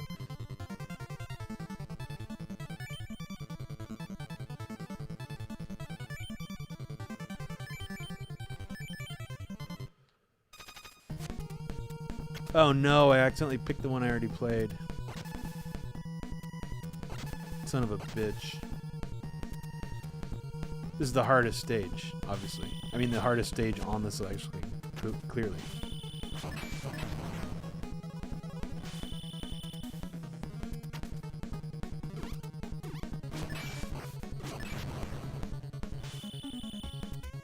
Oh, Wizards and Warriors is great. In fact, let's close this episode out with some Wizards and Warriors, because that sounds really good about right now. That sounds like some good soothing game aesthetics for before the terrible day that is going to be tomorrow. So let's put it on. Here we are.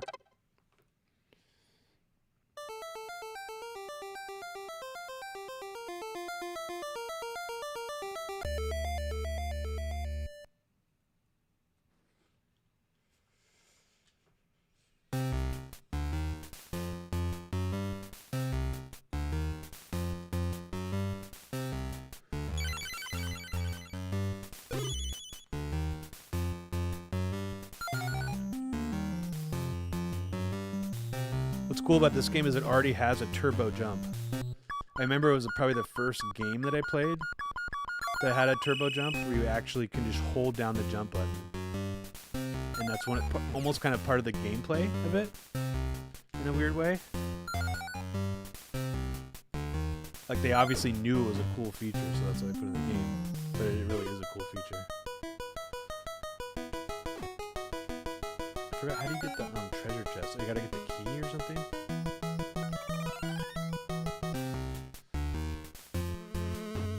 No, it's like inside the fucking tree, huh?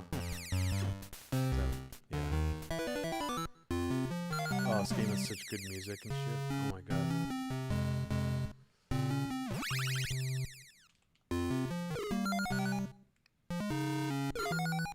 So good. How come this game is kind of almost like it has like a Metroid flavor to it? Like, even this little musical vignette here reminds me kind of the Metroid, some of the Metroid rooms. Very interesting. I never really thought of that before, that this game has a kind of a Metroid vibe. It's not a Metroidvania, but it's kind of is. Fucking shit.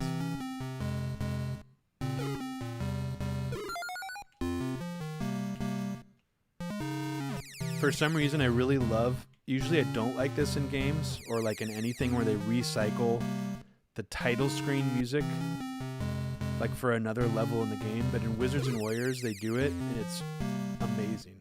Like, because it does take a lot to get the last level of the game. And it's just the title screen music that they play during the whole last level. I love it. Also, Iron Sword, the sequel to Wizards and Warriors. Wouldn't say it's a better game, but it's definitely really good also.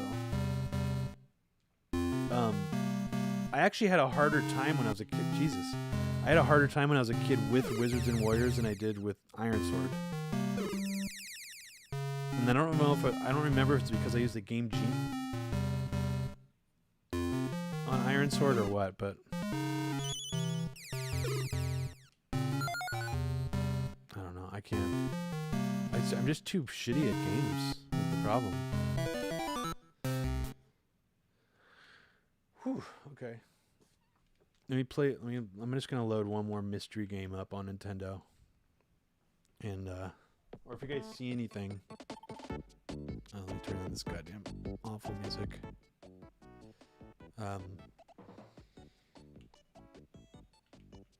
They made a Wizards and Warriors 3, which is really strange because I never played it. And I remember I was dying for one to come out when I was a kid. I was like, why didn't they make a 3? Like, Iron Sword was so good. There's a few games like that where the third one sucked.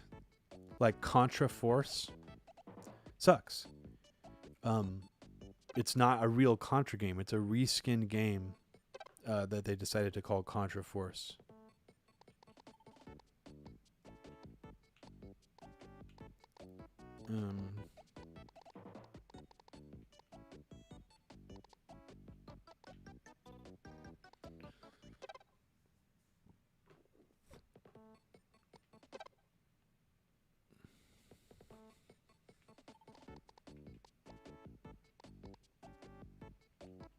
this game is supposed to be really, really good as well.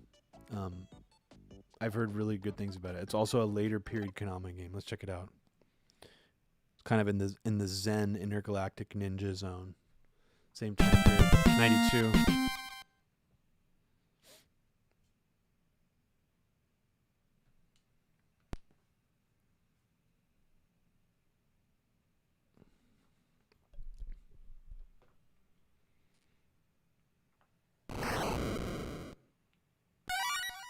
All right.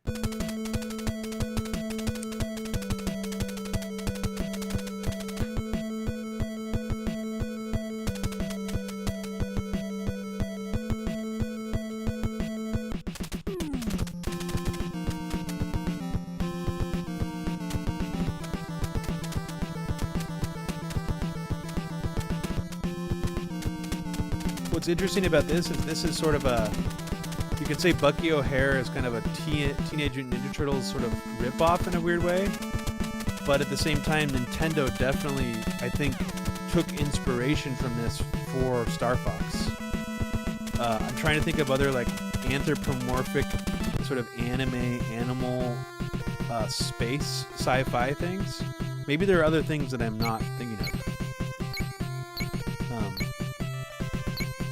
Jesus. Looks like the green planet's the easiest one, so obviously I'm going with that.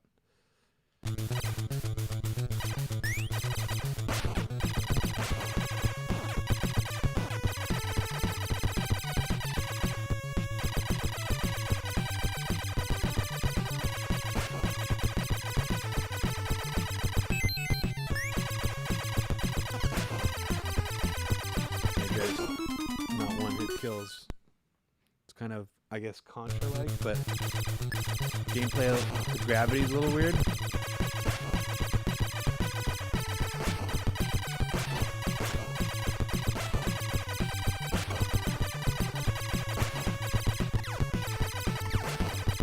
Yeah, it's kind of like a Contra for kids.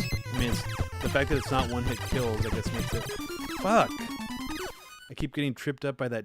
When you jump, you can shoot down, and you stop moving forward when you do it.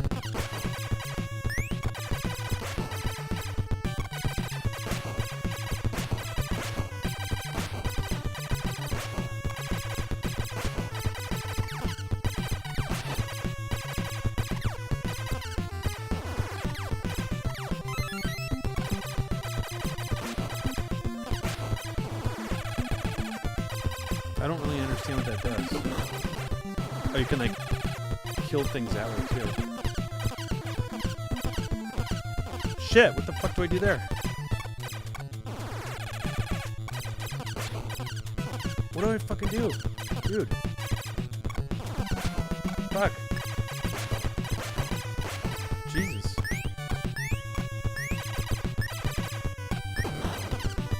Oh man, that's gonna be hard. I said Contra for kids, I was wrong. I could tell it's much harder than that.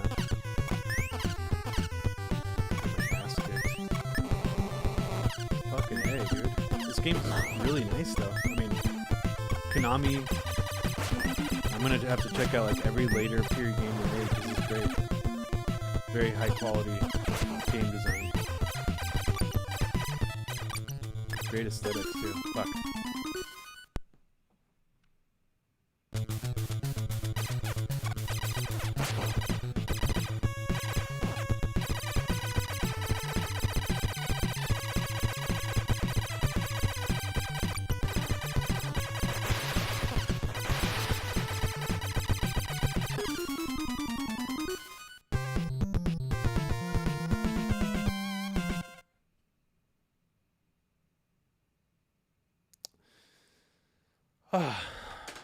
Well, I'm gonna have to do more music recommendations of the other band I wanted to talk about today another time. So sorry I didn't get to it today.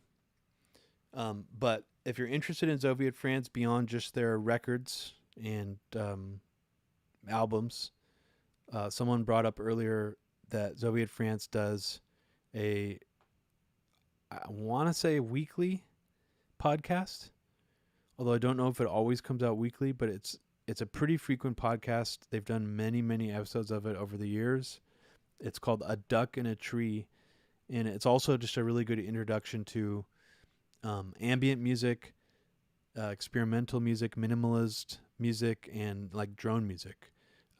It's, I mean, as far as a podcast that specializes in like ambient music, it's probably the best one around. So check that podcast out. They have a Twitter account where they tweet out new episodes of it when they come out. And as always, all episodes of MAME Politics, if you want to get access to the entire previous 86 episodes, you can do so by becoming a Patreon subscriber of mine at patreon.com/Robbie Martin. You get instant access to all the episodes are on my Patreon page.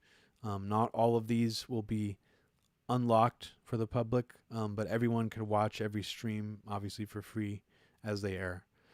Yeah, I guess that's it. Thank you again, everybody, for watching. And I would say probably 2 weeks from now, I will have a completely new system to play games off of. And that system will be basically a menu with every single system up until PlayStation 3.